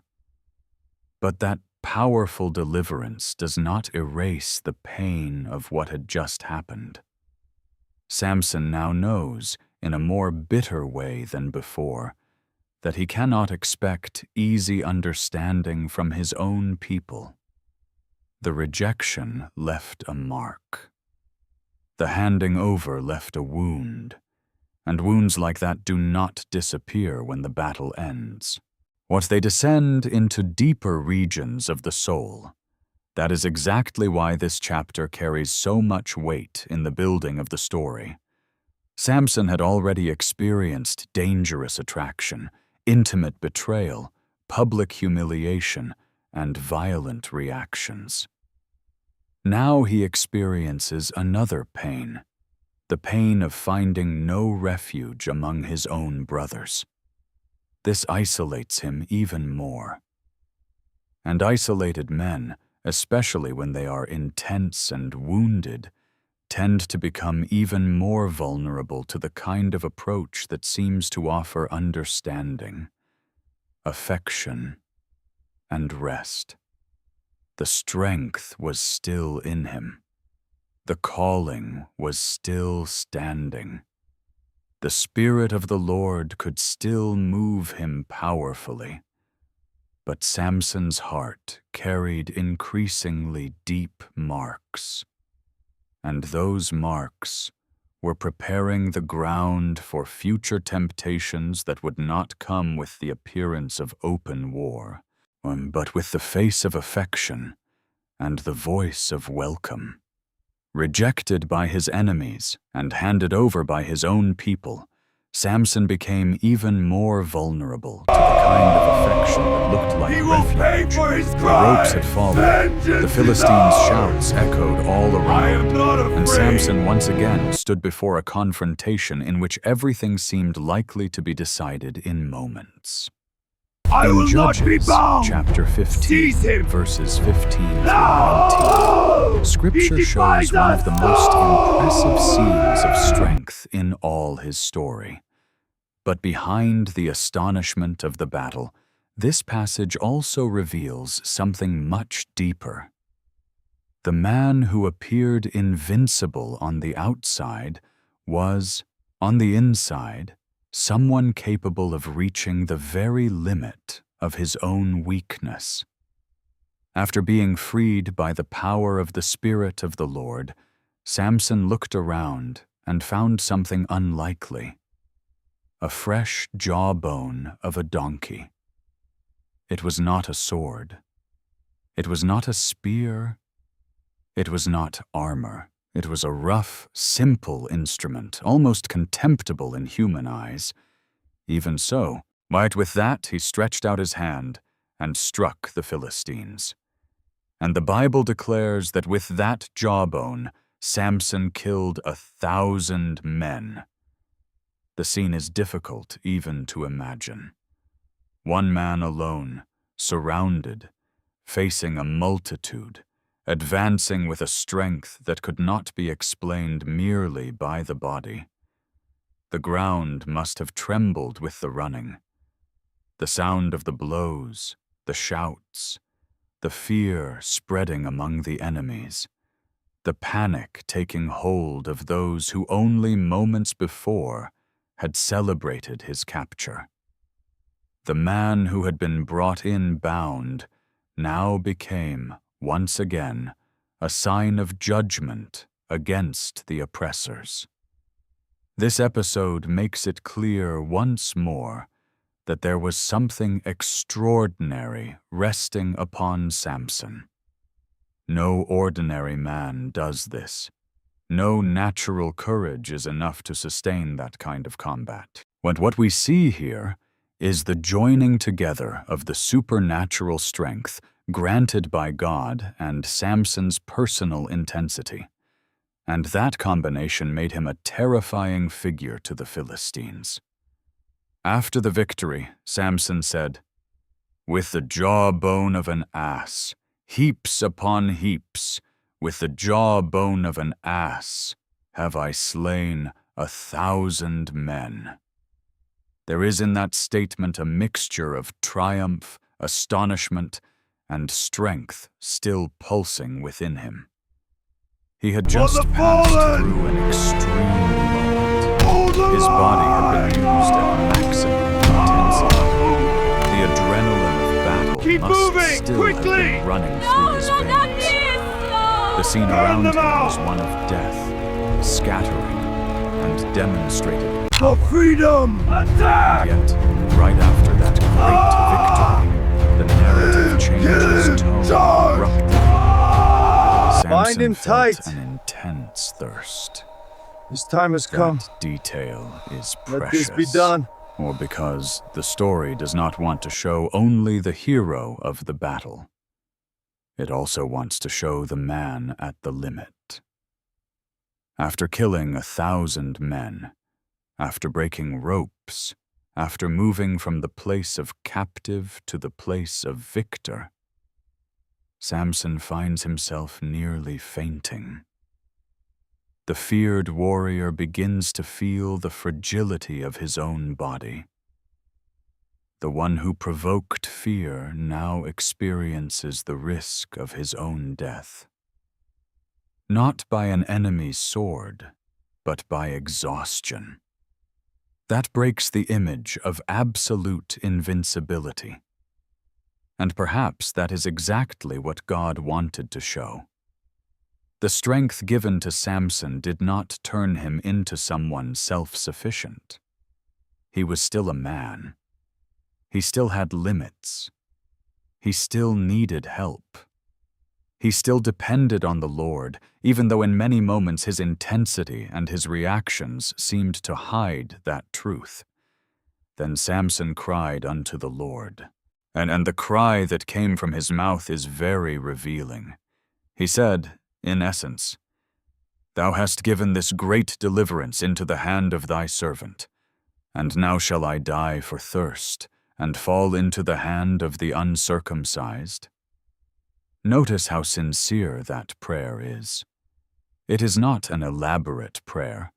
It is not a religious speech meant to impress. It is the cry of an exhausted man, almost without strength, recognizing that this great victory had come from God and confessing his urgent need.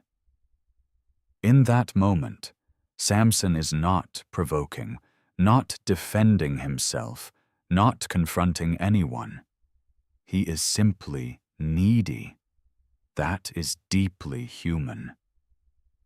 Behind the man who terrorized Philistines, there was a weary, needy, dependent being.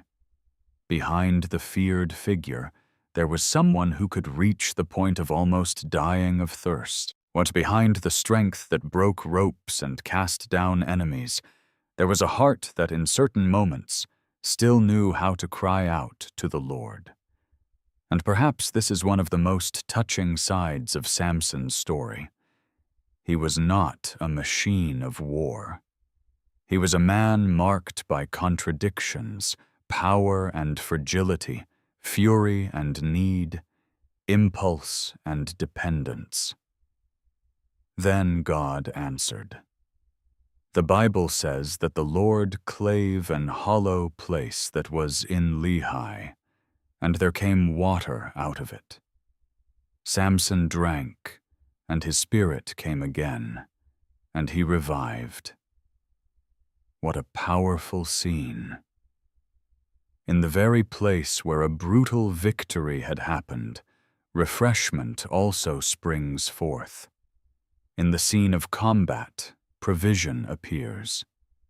Where Samson's body was on the verge of collapse, God opens a fountain. That act of the Lord carries mercy. God does not only use Samson, God also helps him. And he does not only clothe him with strength to fight, he also gives him water when he is about to fall. This shows that the relationship between God and Samson was not limited to the battlefield. There was also care, He will the pay edge for of his exhaustion. crime! The name of that place was called I am not afraid! which means something connected to the spring of the one who cries out. That, too, has spiritual I will beauty. not be bound! The place of Seize him! extreme thirst No! becomes a memory He of God's defies us! answer to a sincere cry. The ground that witnessed violence also witnesses mercy. The man who nearly collapsed revives because God heard him. But this episode also reveals something the story wants the reader to keep carefully in mind. The thirst of the body was real, urgent, and almost fatal. Yet it also points to another thirst, more hidden, more complex, more difficult to satisfy. Samson did not only have extraordinary physical strength, he carried inner emptinesses that had already been appearing at several moments in his path. His emotional intensity, his ease in being moved by desire, his vulnerability to emotional pressure, his impulsiveness, all of this suggested that there were needs in him deeper than the body could express. The water from that spring revived his body. It gave him back his breath. It rekindled his strength. But it did not automatically resolve the most fragile regions of his soul. And this is one of the silent tragedies of Samson's story. He received from God real help, mighty deliverances, and extraordinary manifestations, but that did not mean that all his inner areas were being dealt with at the same depth. Perhaps, while drinking that water, Samson felt relief running through his entire body. Perhaps he knelt, panting, recognizing that without the Lord's intervention he would have died right there. Perhaps for a few moments he clearly perceived something we so often forget. After the greatest victories, the human being remains needy. After the greatest deeds, he still needs water. After the most powerful moments, he can still fall to the ground if God does not sustain him. This chapter humanizes Samson in a very strong way. We are not looking only at a man who defeats 1,000 enemies with an improvised weapon.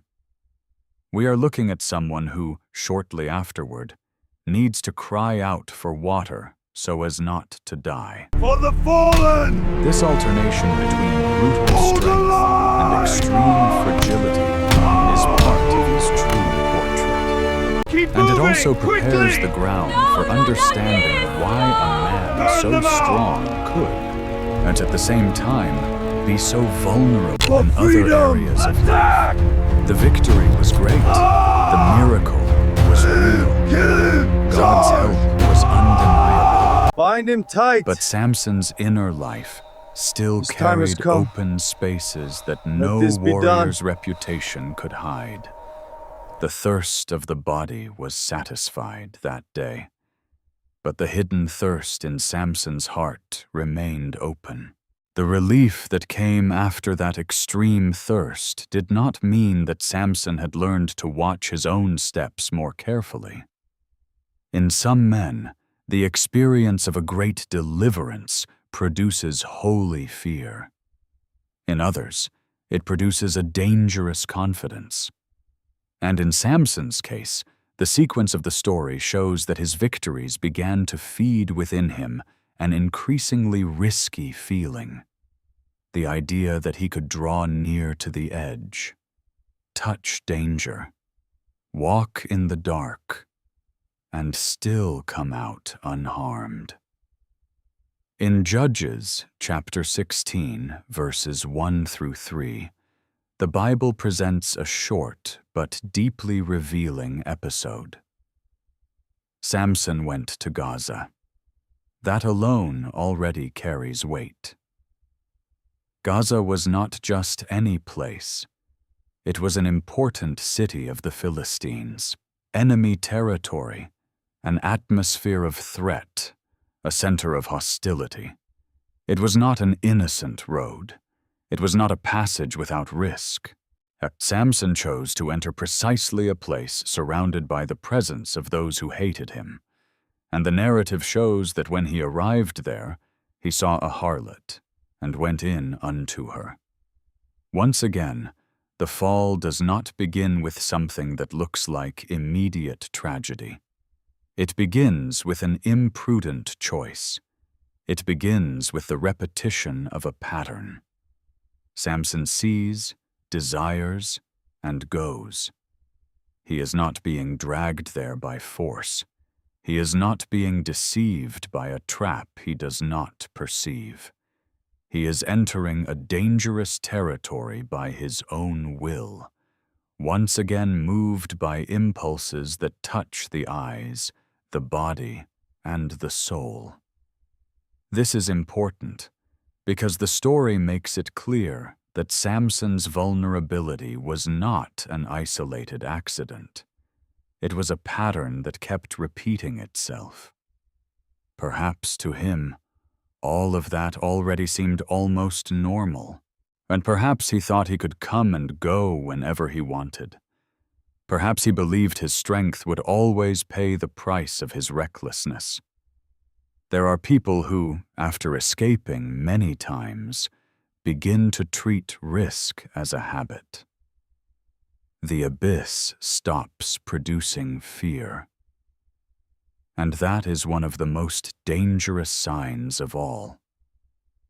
When the heart grows used to playing with what it should avoid, the fall is already being prepared, even if its most visible moment has not yet arrived.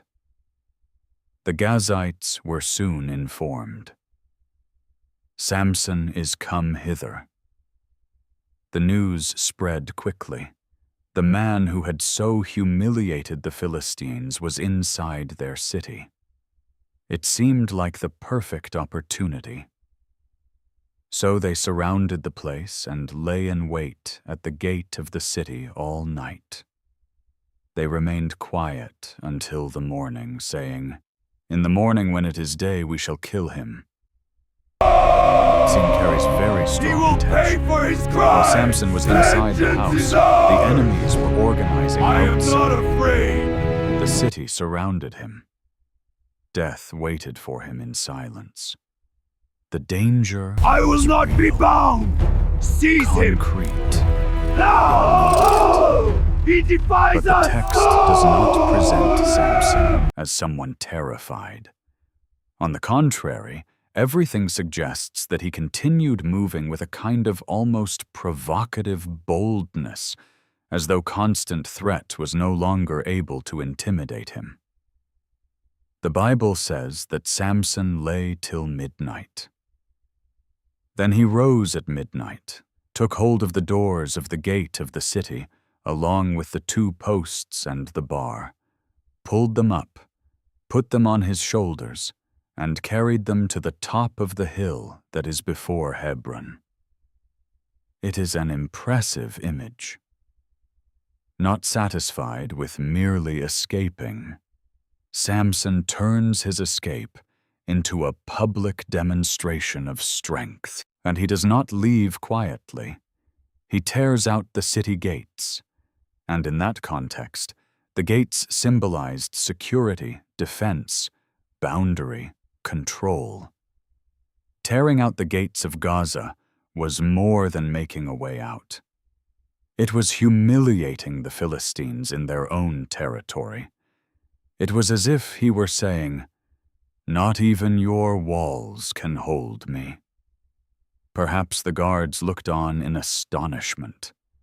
Perhaps men recoiled in panic. Perhaps the humiliation of the Philistines was even greater because, once again, the man they thought they would capture turned their plan into public shame. Samson seemed unreachable, uncontrollable, unstoppable. But it is precisely here that the deepest spiritual danger of this chapter lies. The more Samson escaped, the more he seemed to believe that he could live near sin without paying the price for it. And every badly interpreted deliverance became encouragement for the next act of recklessness. Every successful escape fed in him the idea that the fall would never come. Every display of strength reinforced the feeling that he would always come out on top, even when he chose crooked paths. This is very serious, because the problem is not only in courage.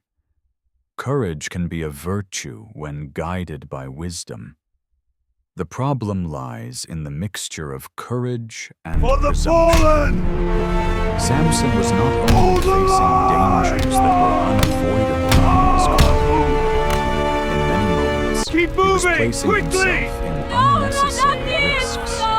Burn them Worse out! still, he was beginning to grow accustomed to that pattern. For freedom! The extraordinary nature of his strength made him think he could always undo the consequences of the choices he made. Bind him tight. We can imagine that inwardly, that he perhaps time felt has come. himself above other men, Let this be not done. necessarily through declared words, but in perception.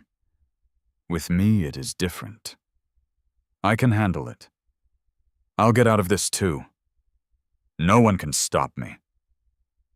That kind of thinking is a silent poison, because the man who begins to consider himself too strong to fall loses precisely the posture that could preserve him.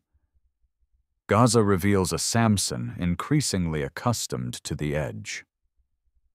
A man who goes into enemy territory, enters a morally dangerous environment, is surrounded, escapes in spectacular fashion, and still turns it into humiliation for his adversaries. Humanly speaking, it looks like victory. Spiritually, however, it works as a severe warning. Because not every successful escape is a sign of wisdom.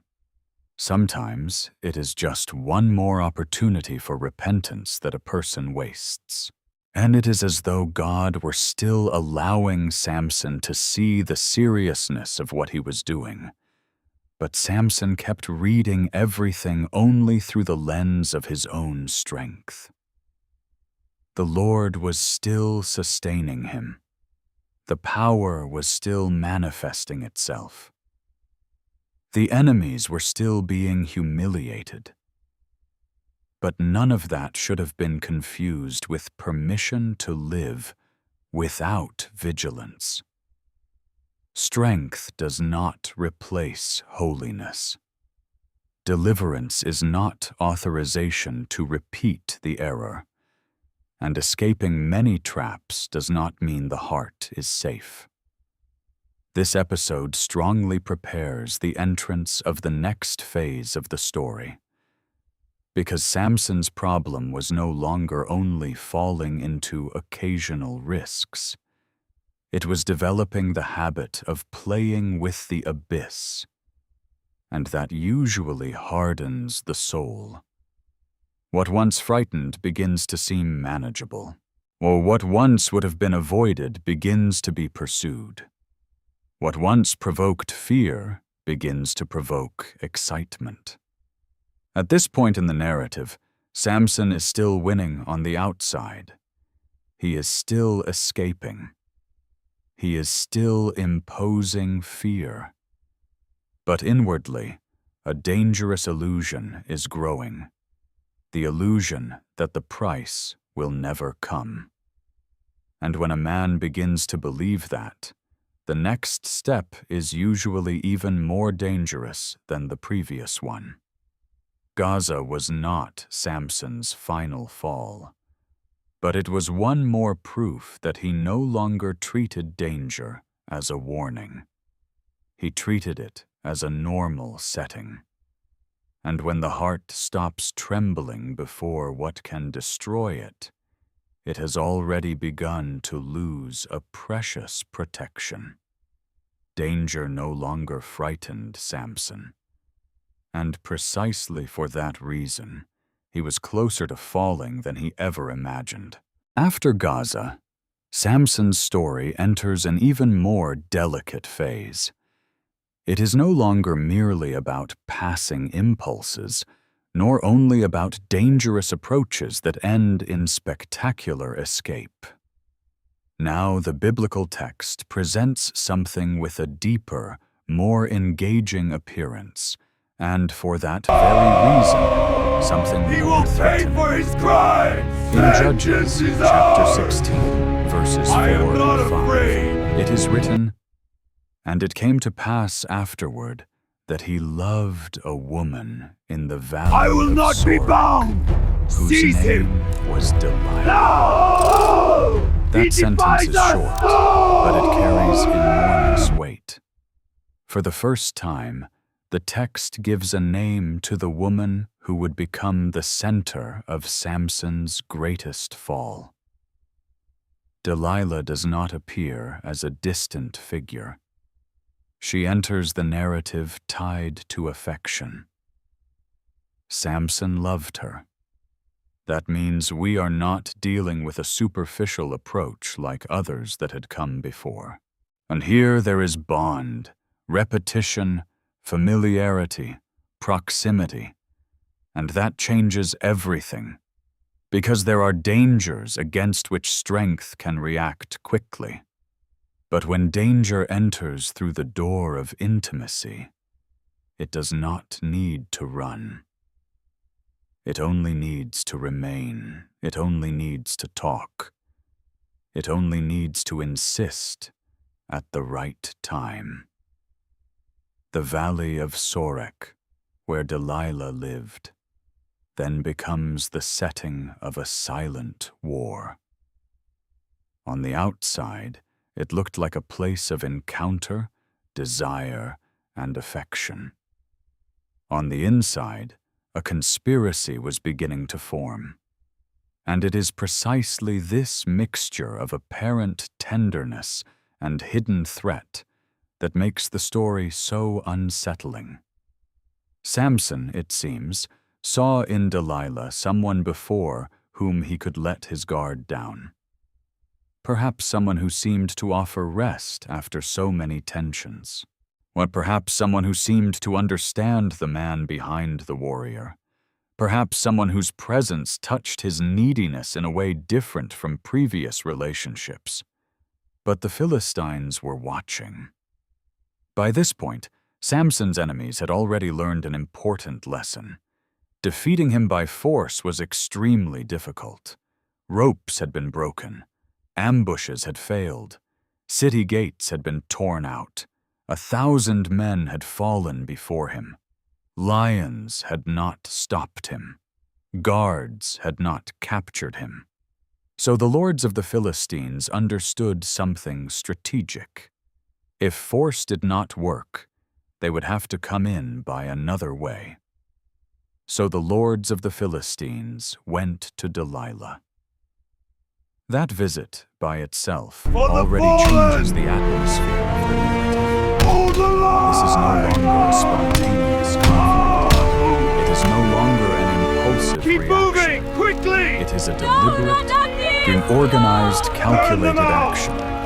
The leaders of the enemy people move toward a woman For emotionally freedom! tied Attack! to Samson. This shows that the target was not only his body, Kill him! it was Charge! his secret, Bind his him tight. vulnerability, his hidden His center. time has come. They said to Delilah, Let this be done. "Entice him, and see wherein his great strength lieth, and by what means we may prevail against him, that we may bind him to afflict him. And we will give thee every one of us 1,100 pieces of silver."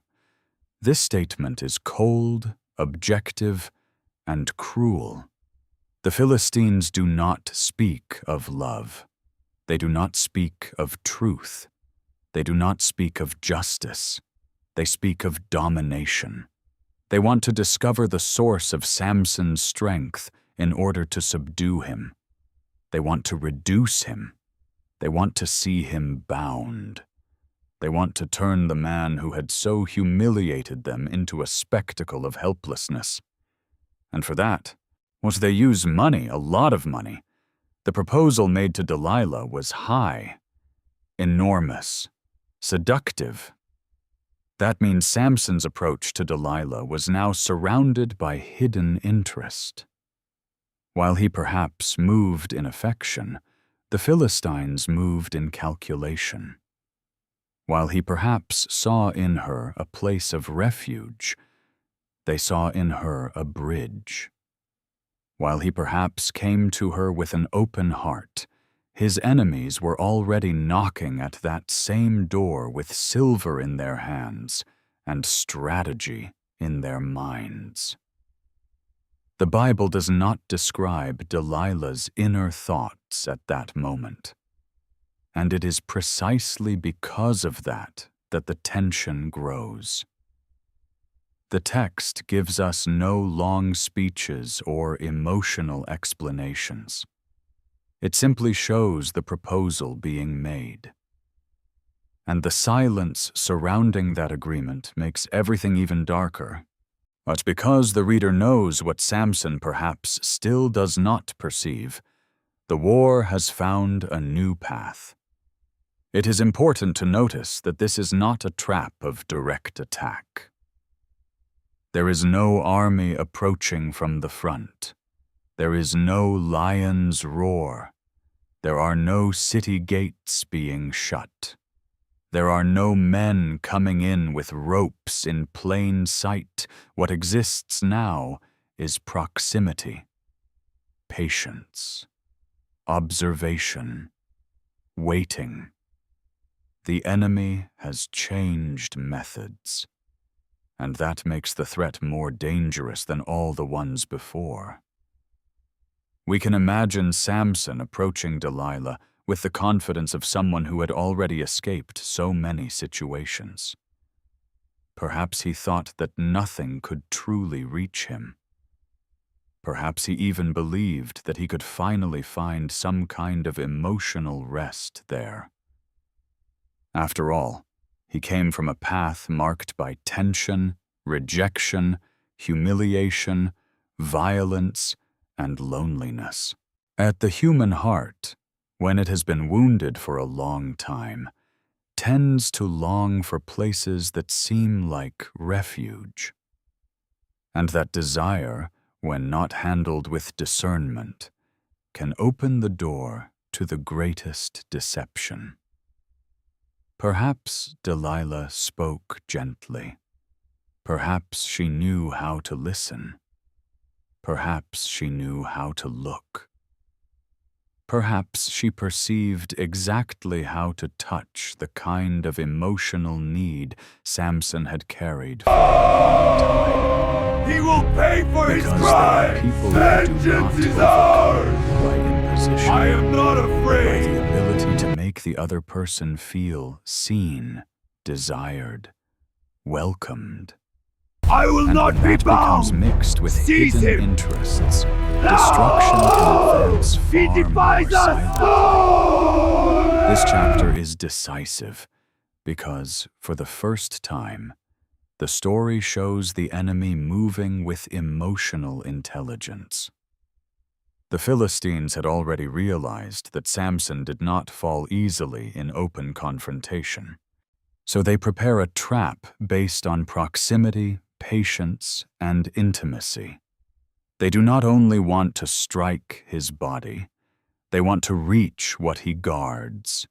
They want to penetrate the space where he feels safe.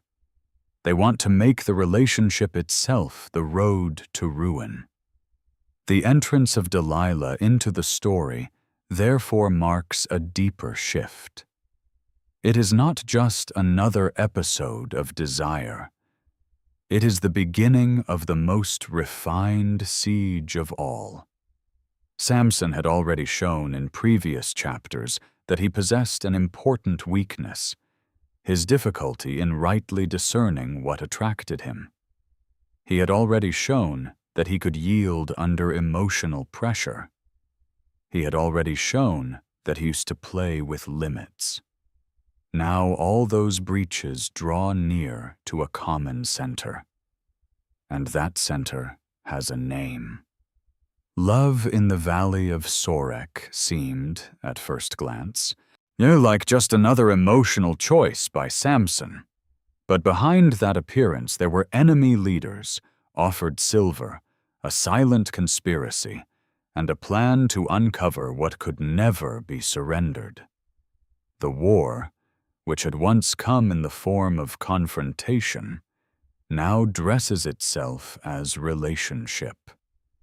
And that is exactly the kind of danger that usually goes unnoticed until it is already too close.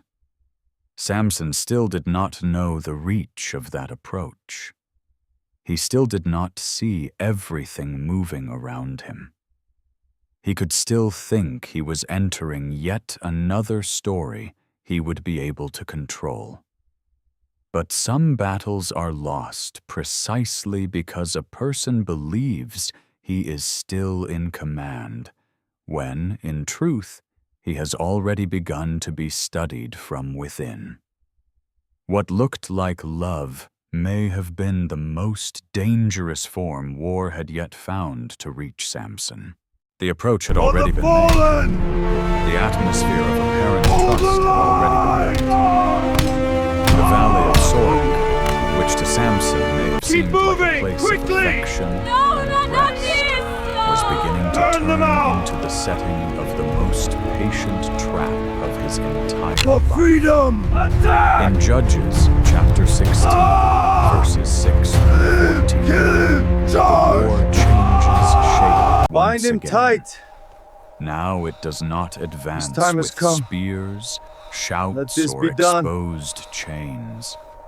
It advances with questions, repeated questions, intimate questions, questions that seem simple but carry within them the intention of dismantling a man from the inside. Delilah said to Samson, "Tell me, I pray thee, wherein thy great strength lieth, and wherewith thou mightest be bound to afflict thee." That sentence sounds direct, almost too strange to be ignored, and that is precisely what makes this passage so unsettling.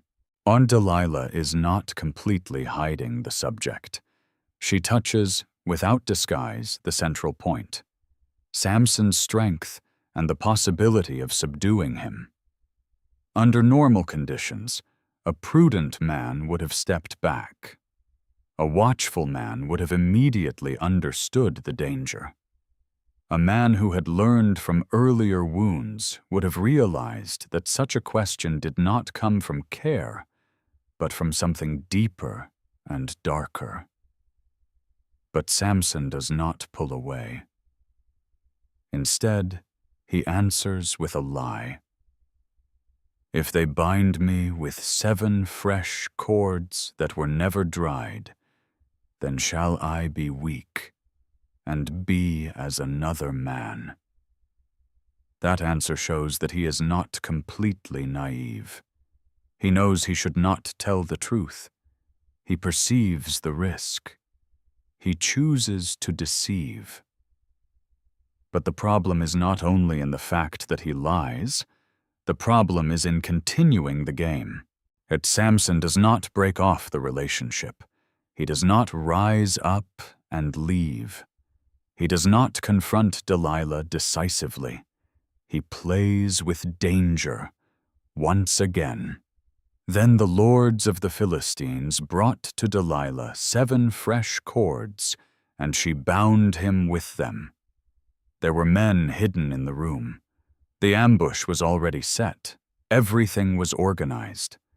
And Delilah said, "The Philistines be upon thee, Samson." Immediately he broke the cords as a thread of tow is broken when it touches fire.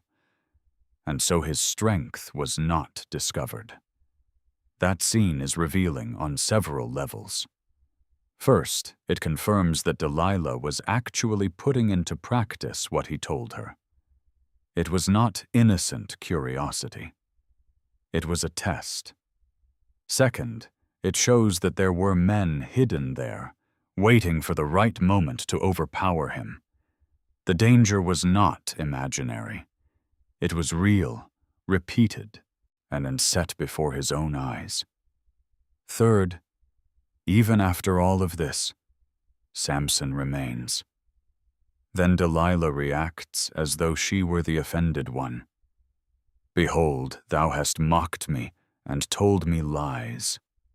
Now tell me, I pray thee, wherewith thou mightest be bound." Notice the kind of emotional movement here.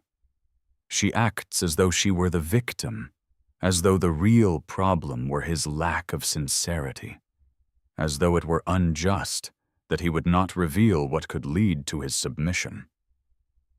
It is a dangerous inversion. And that kind of inversion is often a powerful tool in the hands of manipulative people. They shift the focus. Instead of the other person asking, "Why do you want to know this?" he begins to feel pressured to prove that he is not hiding something out of malice. I am not afraid. Samson answers again, with another lie. "If they bind me fast with new ropes that never were I will not be bound. then shall I be Seize him. weak and be as another." He defies Delilah us. bound him again. Once more there were men hidden there.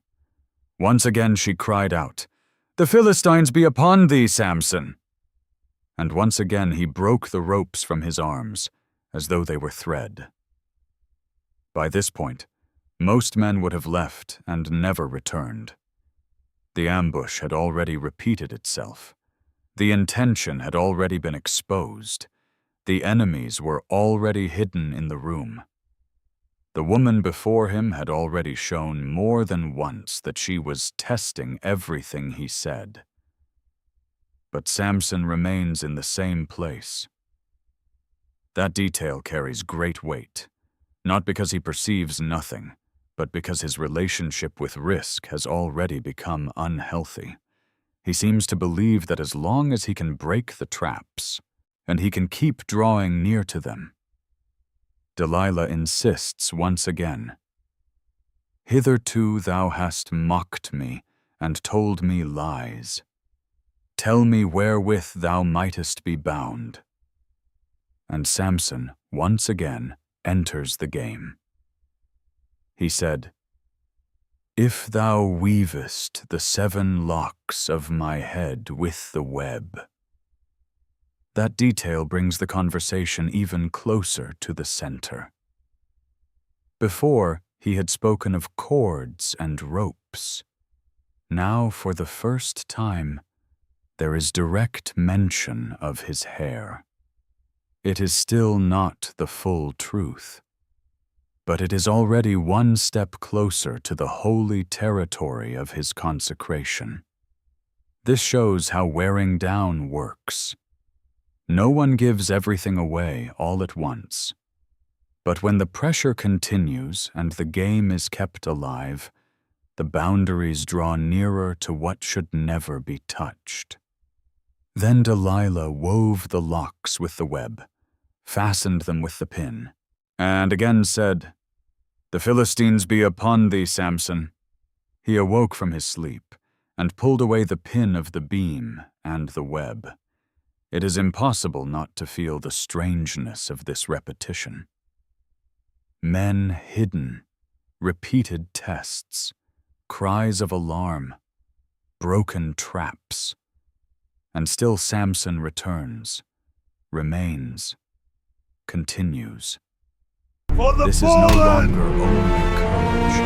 It is no longer only strength. It is a kind of emotional recklessness Keep that moving, borders quickly! on blindness. Not this! He sees the danger, Burn them out. but does not treat it with the weight it deserves. He stays near what freedom! threatens him, Attack! because perhaps he still believes that in the end, he will always manage to come out on top. Charge! And here lies the Bind him great tight. tension of this chapter. The His time has battle is come. no longer physical. Let this be The done. center of the conflict is not in the blows, but in the wearing down. Delilah does not try to defeat him all at once. She corrodes his resistance little by little. She asks questions. She tests answers. She reacts with offense. She creates repetition. She keeps men hidden. She insists without hurry. The goal is not only to discover a secret. It is to tire out his soul. It is to make him grow accustomed to pressure. It is to make it a normal part of the relationship. Samson still wins all the visible traps. He still breaks cords. He still tears apart ropes. He still frees himself from the loom. But that may be deceiving him even more, because each outward victory may have reinforced in him the false idea that everything remained under control. Yet some defeats begin precisely when a person continues winning on the outside and does not perceive what he is losing on the inside. And the most frightening thing is that the true advance of the enemy was not in the hidden hands of the Philistines. It was in the silent persistence that was eroding Samson's inner life. The repetition of the questions, the constant presence of pressure, the coexistence with the ambush, the maintenance of a contaminated intimacy, all of this wore down his vigilance. What once would have seemed intolerable was beginning to become routine. This chapter reveals a very serious principle. There are traps that do not depend on surprise, but on insistence. They do not win by the strength of the first blow, but by the sum of small attacks. They do not need to bring a man down in a single night if they can tire him little by little until he himself lets down his guard. And Samson, without fully realizing it, was already entering that process, when the Philistines still did not know the source of his strength. Delilah still did not have the final answer. Samson still preserved the secret. But the situation was already more serious than it seemed, because the siege was not closing only around his body. It was closing around his inner resistance. Samson could still break ropes and overcome traps, but he did not realize that his inner resistance was being worn down little by little. The siege was no longer outside. It no longer came in the form of soldiers hiding behind doors or armed men waiting for the right moment to attack. Now the siege had settled inside routine, inside daily interaction, inside the voice that kept returning to the same point. In Judges, chapter 16, verses 15 and 16, the Bible reveals that the most dangerous phase of Samson's fall did not begin with a sudden blow, but with something far more silent and persistent. He will pay for his crime! Delilah said to Vengeance him, is ours! "How canst thou I say, am not I love afraid. thee, when thine heart is not with me? Thou hast mocked me these 3 times, and hast not I will told not me be wherein thy bound. great strength Seize him. lieth." No! This statement is deeply He calculated. defies us! It does not present itself as a direct threat. It does not speak of ropes, nor mention Philistines hiding nearby, nor openly assume the conspiracy. It comes in by another way. It enters through the territory of affection. It enters through the field of guilt. It enters through the human desire to be understood, accepted, and recognized as genuine within a relationship. Delilah turns Samson's reserve into a personal offense. She makes it seem as though the problem is not her insistence, nor the repeated traps, nor the tests already carried out. The problem now would be his lack of love. It is as if she were saying, "If you truly loved me, you would hide nothing." That kind of pressure is not small. It strikes the heart directly, because a wounded, needy man who has grown used to seeking refuge in dangerous places often becomes especially vulnerable when someone questions the sincerity of his affection. Perhaps when Samson heard that, but he felt more than irritation. Perhaps he felt fatigue, deep weariness, the kind of exhaustion that does not come from physical battle, but from ongoing emotional pressure. And that explains why this passage is so decisive. The man who broke ropes with ease was not being defeated by force. He was being consumed by repetition. What armies could not do in open confrontation, daily insistence was beginning to do from within. Scripture says that she pressed him daily with her words and urged him so that his soul was vexed unto death. What a strong expression. His soul was vexed unto death. The Bible does not use that language by accident. It shows that Samson had reached a point of extreme inward exhaustion. We are not talking about mere annoyance. We are talking about pressure so constant, so repeated, so intimate, that it seemed to squeeze his soul from the inside, as though it would not let him breathe For the in fallen! peace. This is one of the most human and saddest parts of the story, because many people imagine Keep moving, that strong quickly! men fall only through great visible Turn sins them out! or through blatant temptations. But sometimes For the fall freedom, begins attack! in exhaustion. It begins when the mind no longer rests, Charge! when the heart no longer Bind him finds tight. peace. When the person, His time has tired come. of resisting, Let begins this be to done. desire only that the pressure would end, no matter the cost. Delilah did not need to run. She did not need to raise her voice all the time. She did not need to defeat him in a single conversation. Her method was different. It was to insist, to return to the same point, to use the bond, to touch the same wound, and to create the feeling that the only way to have peace would be finally to open what he was guarding. That is what makes this stage so dangerous. It is not only curiosity or seduction. It is a process of inward erosion.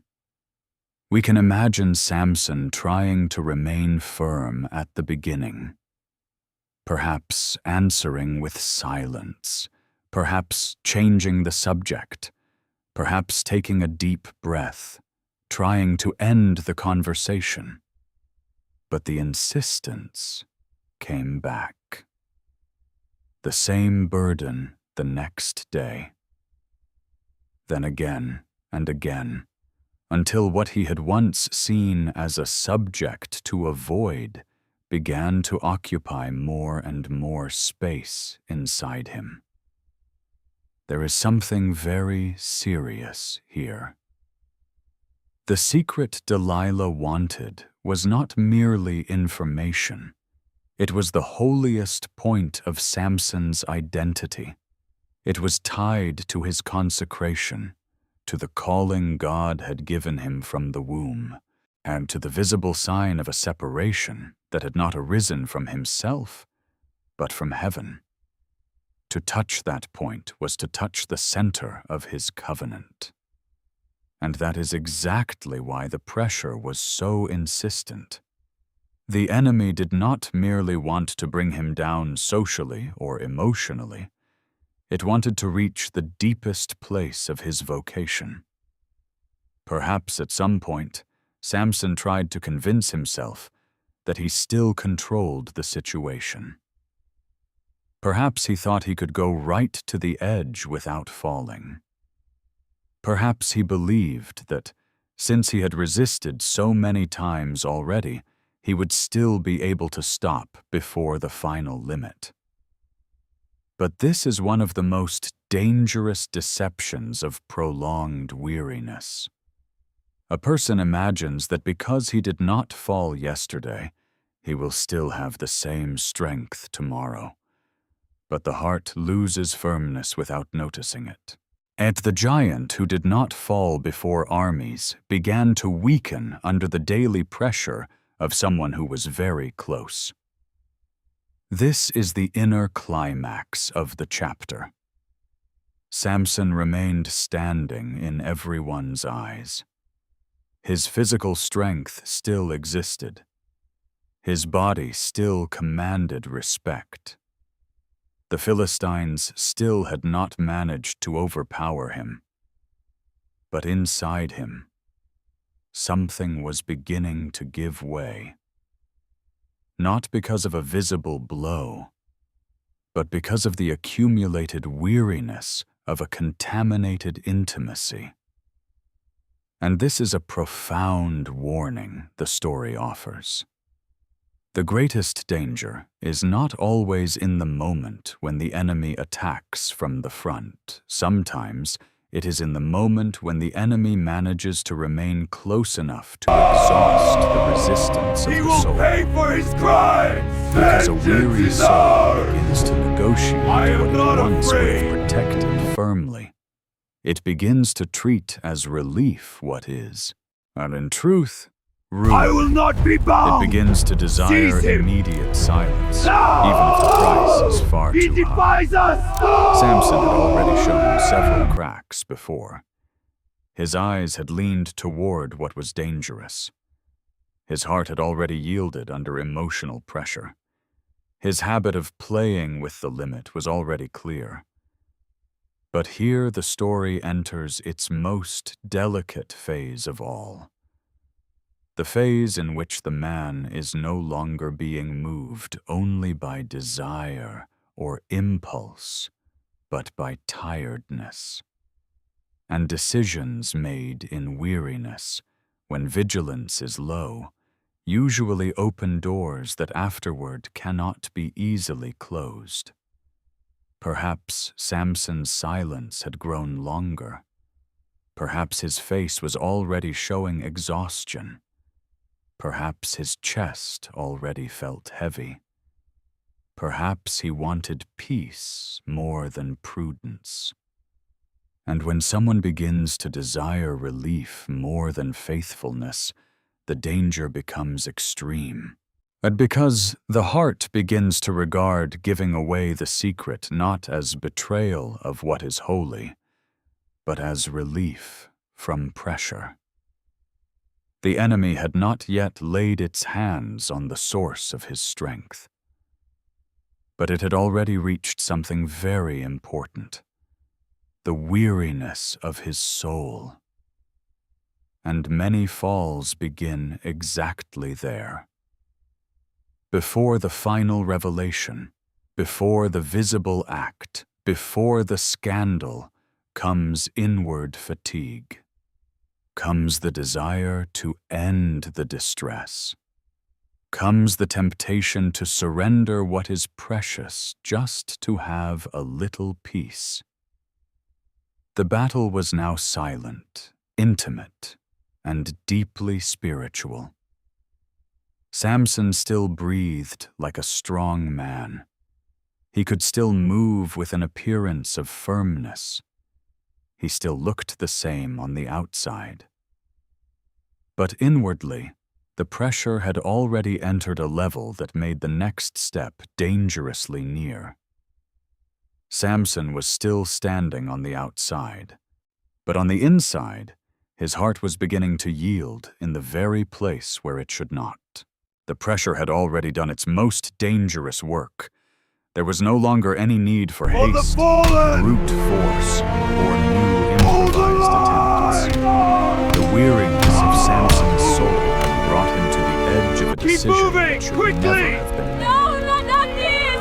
In Judges, Burn them chapter out! 16, verses 17 through 21, For the story freedom! reaches one of the Attack! saddest and most solemn nights of his entire life. Kill him! Charge! Not because everything began Bind him there, tight. but because there the fall His time has became come. visible to everyone. Let this be done. The Bible says that Samson told her all his heart. That phrase carries immense weight. It was not just any answer. It was not merely loose information. It was the complete opening of a space he should have guarded with holy fear. He did not hand over only one detail about himself. He handed over the most sensitive point of his consecration, and the very thing tied to his separation unto God from before his birth. Samson said to Delilah, "There hath not come a razor upon mine head, for I have been a Nazirite unto God from my mother's womb. If I be shaven, then my strength will go from me, and I shall become weak, and be like any other man." Here is the confession. Here is the surrender. Here is the revealing of the secret. For the first time, there is no game, no diversion, no partial lie. He speaks clearly. He acknowledges the root of his identity. He mentions the Nazirite vow. He mentions the separation from the womb. He touches what was holy, and that makes the moment even more painful. Because Samson knew what he was saying. He knew it was not ordinary. He knew his life was not the result of chance. He knew there was a covenant marking his story.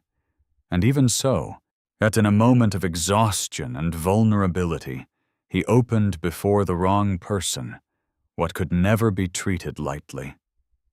Delilah realized that he had finally told her the whole truth.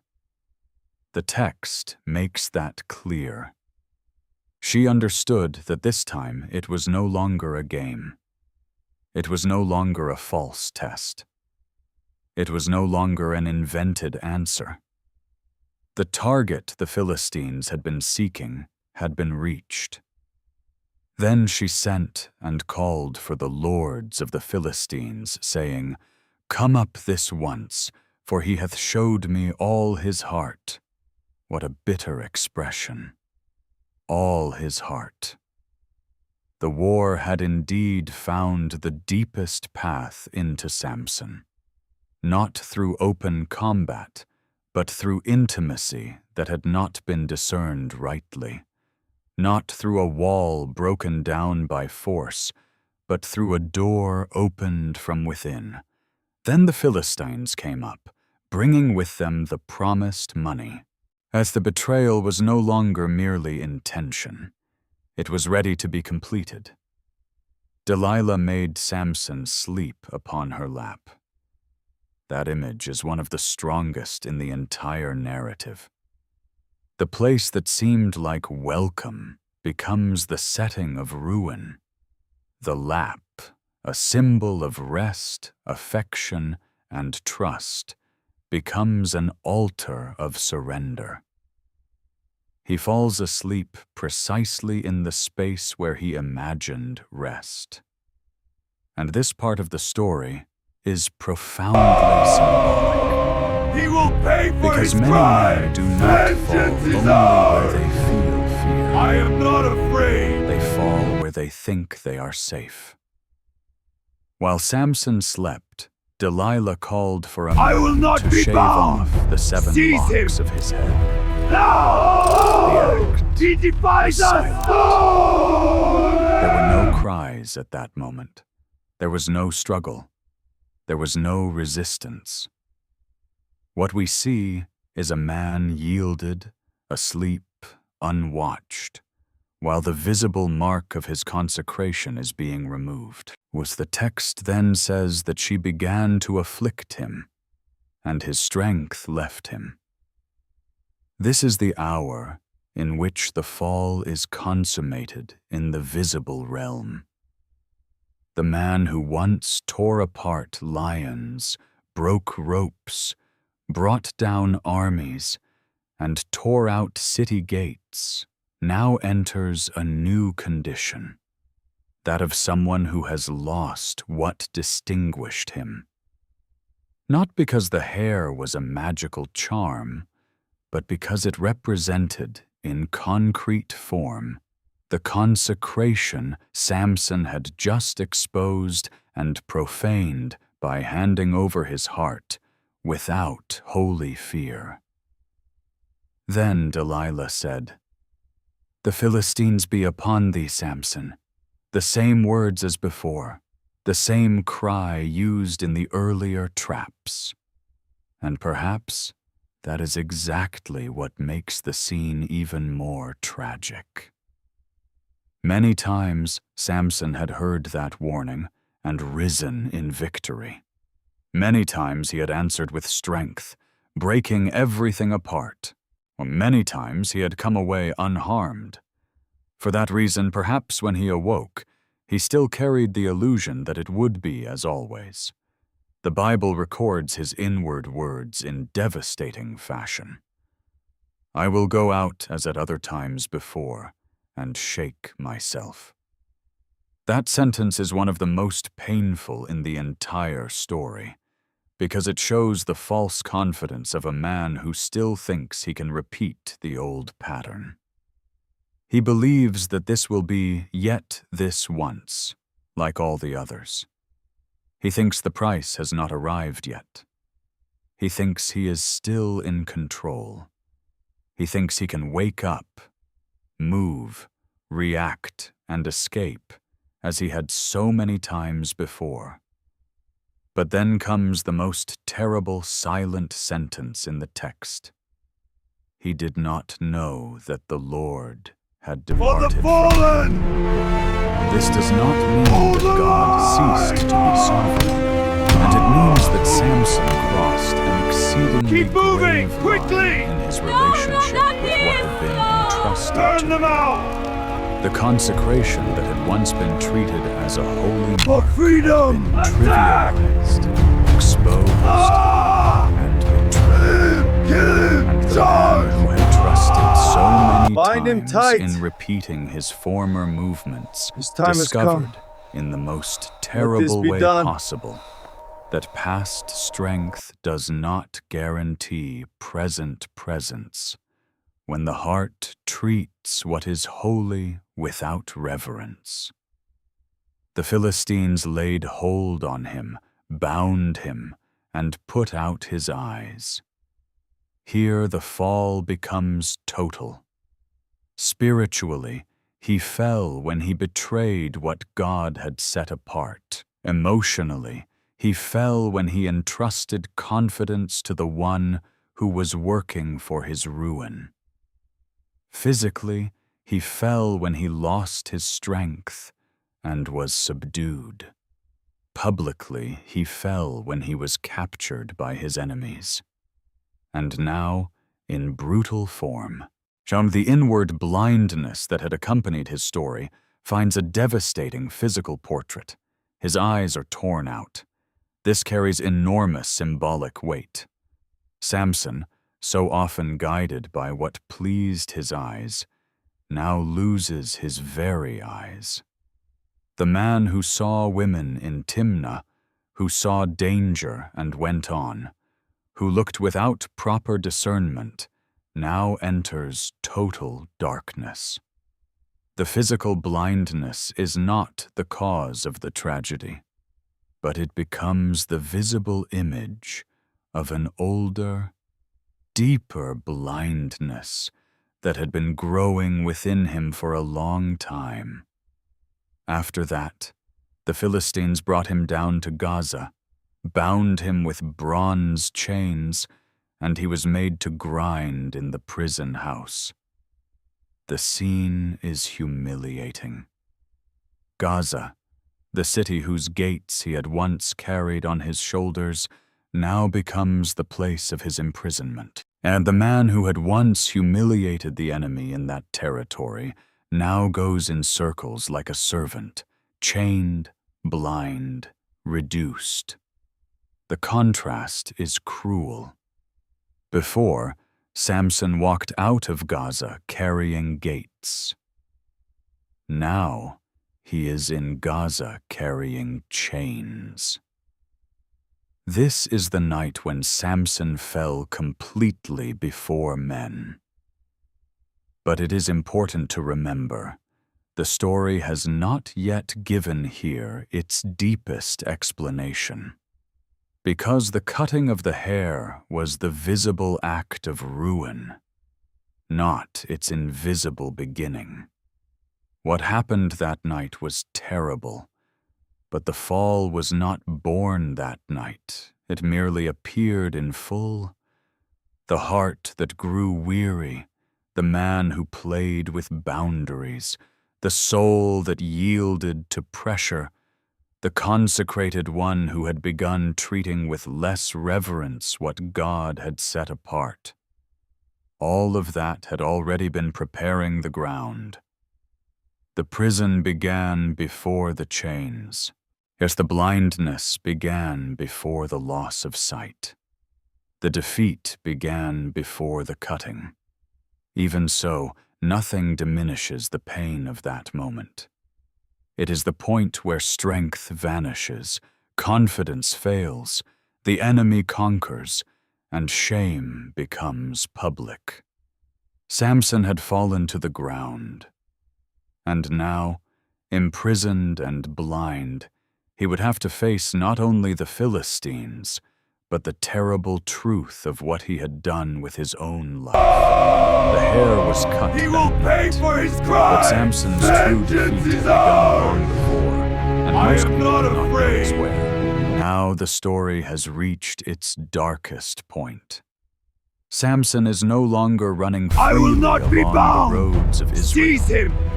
He is no longer tearing lions He apart, defies us! breaking ropes, overthrowing armies, or carrying gates on his shoulders.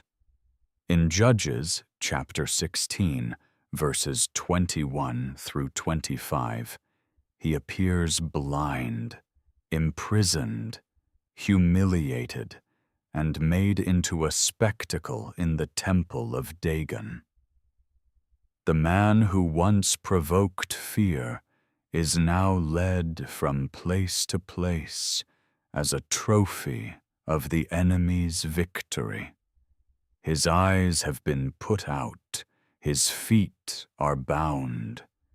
His hands, which once inspired terror, now turn the millstone in prison, and it is exactly here, in the lowest place of his story, that the question of the title can finally be answered with depth. Yes, Delilah betrayed Samson for self-interest. The Bible makes that clear. The lords of the Philistines went to her, promised her money, and asked her to find out wherein his great strength lay, so that they might bind him and subdue him. Delilah agreed to enter into that arrangement. She insisted, tested, manipulated, pressured, and when she received the truth, handed Samson over without hesitation. In that sense, her betrayal was real, conscious, and grave. There is no way to soften that. But the biblical story was not written only to show Delilah's wickedness. It was also written to reveal a much deeper truth, a truth many people fail to notice when they look only at the scene of the hair being cut in her lap. Delilah was only able to hand Samson over because Samson had already been handing himself over inwardly for a long time. That is the deepest key of the story. Samson's fall did not begin that night. It did not begin when Delilah made him sleep. Well, it did not begin when the razor passed over his head. It did not begin when the Philistines entered the room. All of that was the visible moment of ruin. For the fallen! But the ruin had already Hold been the built line! before. In silence, step by step, concession Keep by moving! concession. Quickly! No, not It began when set them apart out! by God from the womb, began to trust too For much in freedom! himself. Attack! It began when he saw the Philistine warrior Kill Timur him! and Charge! decided to follow what Bind pleased him his tight. eyes, even in the face of his parents' His time has concern, come. as it is written Let this in be done. Judges chapter 14, verses 1 through 3. There was already a clear sign there. Samson's heart leaned too easily toward what attracted him, even when the path was dangerous. It continued when he killed the lion by the power of the Spirit of the Lord, and then went back to touch what was dead, taking honey from the carcass, as we read in Judges chapter 14, verses 5 through 9. The strong man was already beginning to play with spiritual boundaries. He was already beginning to treat lightly what required holy fear. The crack widened when, at the feast, he yielded under emotional pressure and saw his secret used against him in Judges chapter 14, verses 10 through 18. That was already a warning. It already showed that Samson had an important weakness. He endured open confrontation very well, but did not handle with the same firmness an attack that came through affection, insistence, and emotional manipulation. Then the story showed his impulsive reactions, his anger, his difficulty in handling pain without turning it into violence. It also showed how he repeatedly drew near to dangerous places, as happened in Gaza, in Judges, and chapter 16, verses 1 through 3. Each successful escape seemed to feed in him a dangerous illusion, the idea that he could walk near the abyss without falling, that he could test the edge without paying the price, that there would always be one more chance, one more escape, one more display of strength. That is how, little by little, Samson relaxed his spiritual vigilance. And that is the central point that most people do not notice. Samson's secret was never just the hair. The hair was the visible sign of his consecration. It was the outward mark of a covenant that had begun before his birth. The true center of the tragedy was something else. A consecrated man who, little by little, began to treat as common what God had set apart as holy. Delilah did not create that weakness in him. She exploited that weakness, and Delilah did not invent the crack. She found the crack. Delilah did not build Samson's fall by herself. She entered into a fall that was already being prepared by a heart that repeatedly ignored warnings. That does not lessen her guilt, but it deepens the lesson of the story. Because it would be easier, far more comfortable, to place all the responsibility on Delilah and end the matter like this. Samson fell because he was betrayed by an evil woman. But the Bible does not allow such a shallow reading. It forces us to look deeper. It shows us a man who had warnings, signs, deliverances, manifestations of God, and yet He will kept pay open for the his space crime. for his own Vengeance is ruin ours. by failing to treat I his am not breaches afraid. seriously. Perhaps that is exactly why the image of Samson in prison is so I will not be painful. bound. He is Seize not him. only paying the price No! of another person's He betrayal, defies us. and he is also facing the result of a long inward process. When the Philistines take him to the Temple of Dagon to mock him, they believe their God has defeated the God of Israel. But the deepest truth is not in their triumph. It is in what happened before he got there. Samson was losing vigilance long before he lost his strength. That is why the text says something so strong in Judges chapter 16, verse 20. He did not know that the Lord had departed from him. That sentence does not speak of a sudden accident. It speaks of a spiritual condition that formed slowly. It speaks of someone who had grown so accustomed to living on the border of danger that he no longer perceived the moment when his condition had changed. That is the deepest explanation of Delilah's betrayal. And she betrayed him because she served the interests of the Philistines. She betrayed him because she accepted the price of silver. She betrayed him because she chose alliance with the enemies. But she was only able to hand him over because Samson, long before that, had begun to negotiate by small concessions what should never have been negotiated. The man who was born as God's answer for an oppressed people was losing clarity about the holiness of what he carried. Not all at once, but little by little. Not in one single act, but in a sequence of choices. Not in one great scandal at the beginning, but in small, poorly discerned steps. This is the part that hurts most, because it speaks not only about Samson. It speaks about anyone who imagines that a great fall always begins in a great way. It almost never does. Thus, it almost always begins small. It begins with an unguarded glance, with a boundary treated as a detail, with a warning ignored, with a dangerous repetition, with excessive self-confidence, with a wrong familiarity toward what should have produced holy fear. Delilah was the final instrument of the betrayal.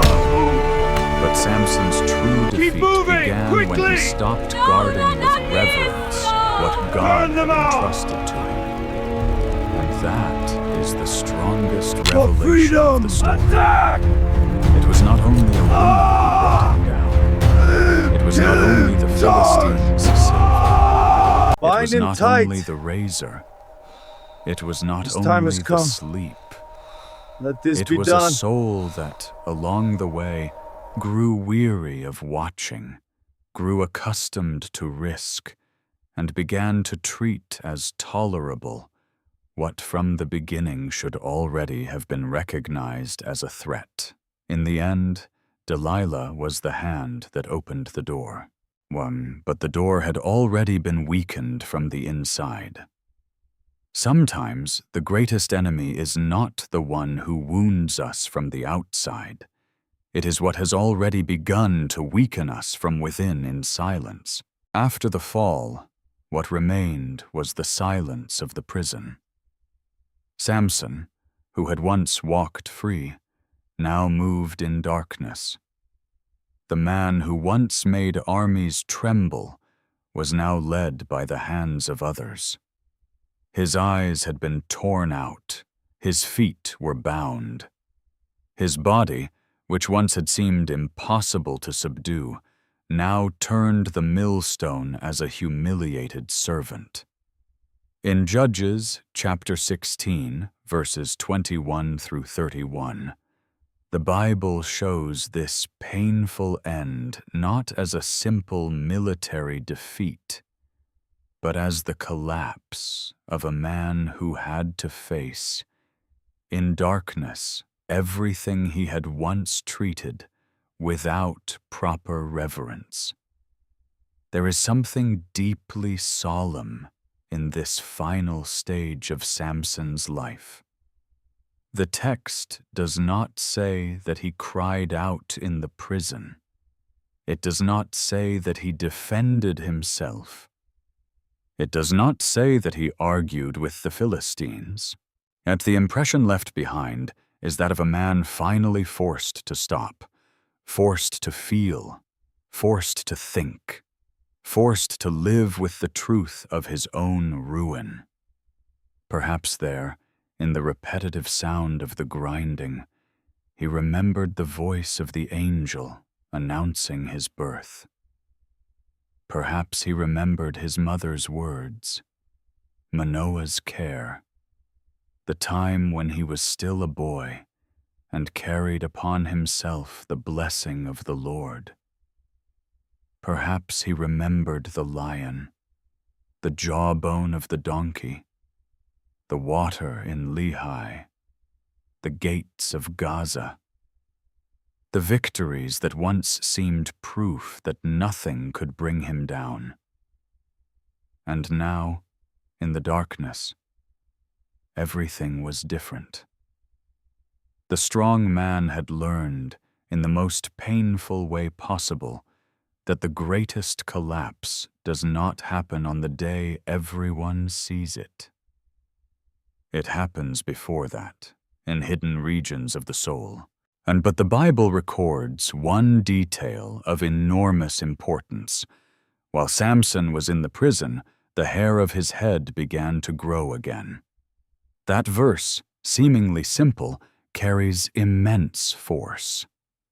It does not mean that everything had been erased. It does not mean that the consequences disappeared. It does not mean that the tragedy ceased to exist. But it does mean that the story was not over yet. The growth of the hair was a sign that time was moving on, a sign that the visible mark of consecration was beginning to appear again, a sign that even after humiliation, something could still be restored. It was not the restoration of innocence. It was not a return to the beginning. It was something else. Proof that God could still act even after ruin. And then came the day when the lords of the Philistines gathered to offer a great sacrifice unto Dagon their god, and to rejoice. They said, Our God hath delivered Samson our enemy into our hand. That moment is very heavy. The Philistines were not merely celebrating the fall of a man. They were mocking the God of Israel. They interpreted Samson's defeat as Dagon's victory.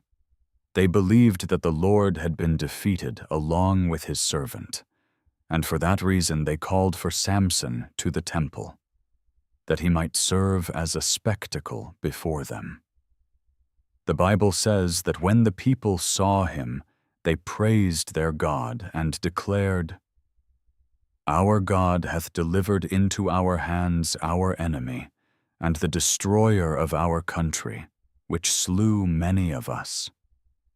Then, when their hearts were merry, they said, Call for Samson, that he may make us sport. What humiliation! And the man who once terrified the Philistines is now brought in to entertain them. The warrior becomes an object of laughter. The judge of Israel becomes a spectacle of mockery. The man who had so often seemed invincible is now led by a young boy. That scene gathers shame, pain, and judgment. But it also prepares something that no one there was expecting. Samson said to the boy, who held him by the hand, Suffer me that I may feel the pillars whereupon the house standeth, that I may lean upon them. The temple was full. Men and women occupied the place.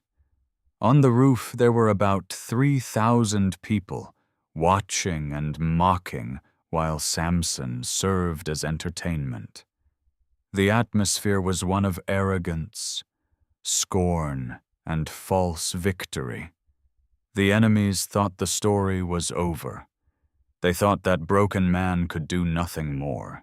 when they thought blindness and chains had spoken the final word. But then, for the last time, Samson turned to the Lord. And this is one of the most moving parts of the entire narrative. He cried out, "O Lord God, remember me, I pray thee, and strengthen me. I pray thee only this once, O God, that I may be at once avenged of the Philistines for my 2 arms." That prayer is short. Keep moving! It has no Quickly! elaborate literary anatomy.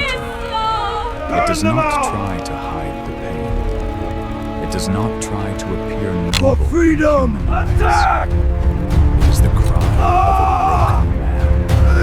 Kill A him! man Charge! who no longer has appearance, Bind him nor tight! freedom, nor public honor, His nor time has physical come. sight. Let this A be man done. who fell deeply, but who, in the depths of his humiliation, still knew to whom he must cry out. Perhaps that is the strongest thing in this ending. Samson did not finish perfect. He did not finish without scars. But he did not finish as someone who erased all his errors. He finished broken. But he finished crying out to the Lord. And that makes all the difference. The mercy of God appears precisely here. Not by canceling discipline, not by undoing the consequences, not by giving Samson back a long and quiet life. Mercy appears in hearing the final cry of someone who, even ruined, turned sincerely back to God. Samson took hold of the 2 middle pillars upon which the house stood, and leaned upon them, one with his right hand and the other with his left. Then he said, "Let me die with the Philistines." And he bowed himself with all his strength.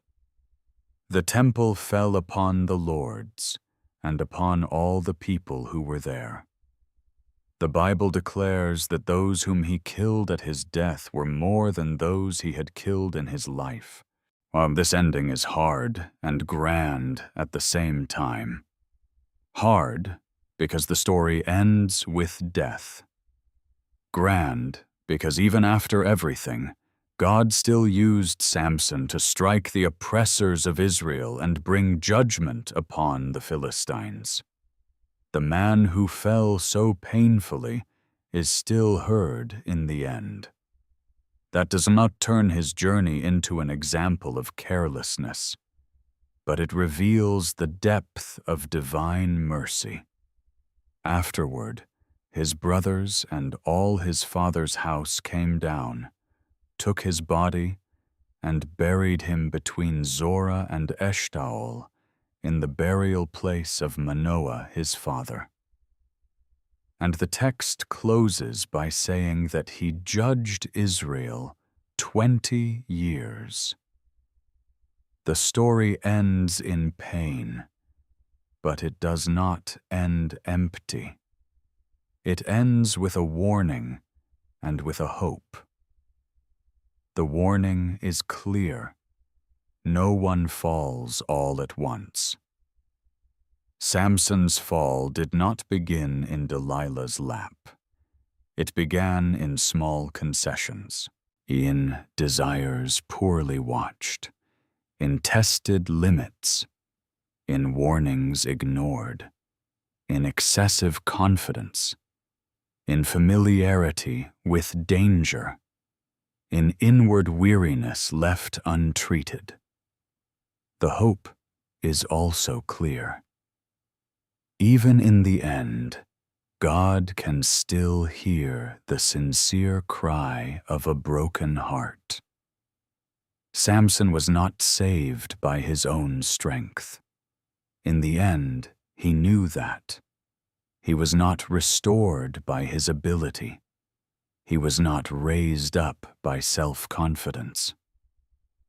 In the final moment, all that remained for him was to depend on the mercy of the Lord. And it was exactly there, when he could no longer For the pretend fallen! control, that his cry Hold the answered. line! This story, therefore, does not speak only about Keep a woman moving, who betrayed quickly! a man, No, not this! a No! strong them man out! who was defeated. It speaks about consecration, For freedom! vigilance, inward weakness, repeated choices, and painful consequences. When it speaks about the danger of treating as Bind him common tight. what God has called holy. His time has It come. speaks about the blindness Let that is this be born done. before it ever reaches the eyes. It speaks about the price of playing with the abyss. But it also speaks about a God who remains God, even when man fails deeply. Because the final image of Samson is not merely that of a humiliated prisoner. It is the image of a broken man who, in the end, knew how to look again toward God, even without eyes. The story of Samson and Delilah is not only about romantic betrayal. It is about vigilance, consecration, repeated choices, spiritual weariness, and consequences. It shows that no one falls all at once. Almost always, the fall begins long before the moment when everyone can finally see it. But it also shows that even in the end, God can still hear the sincere cry of a broken heart. If this story spoke to your heart, 2 other videos will appear on your screen featuring biblical characters who also faced deep battles between weakness, faith, and purpose. Click, subscribe to the channel, and leave your like. May the God who heard Samson's final cry and still answered in the end strengthen you as well. Because sometimes the fall begins in silence, but God's mercy can still reach even the most broken heart.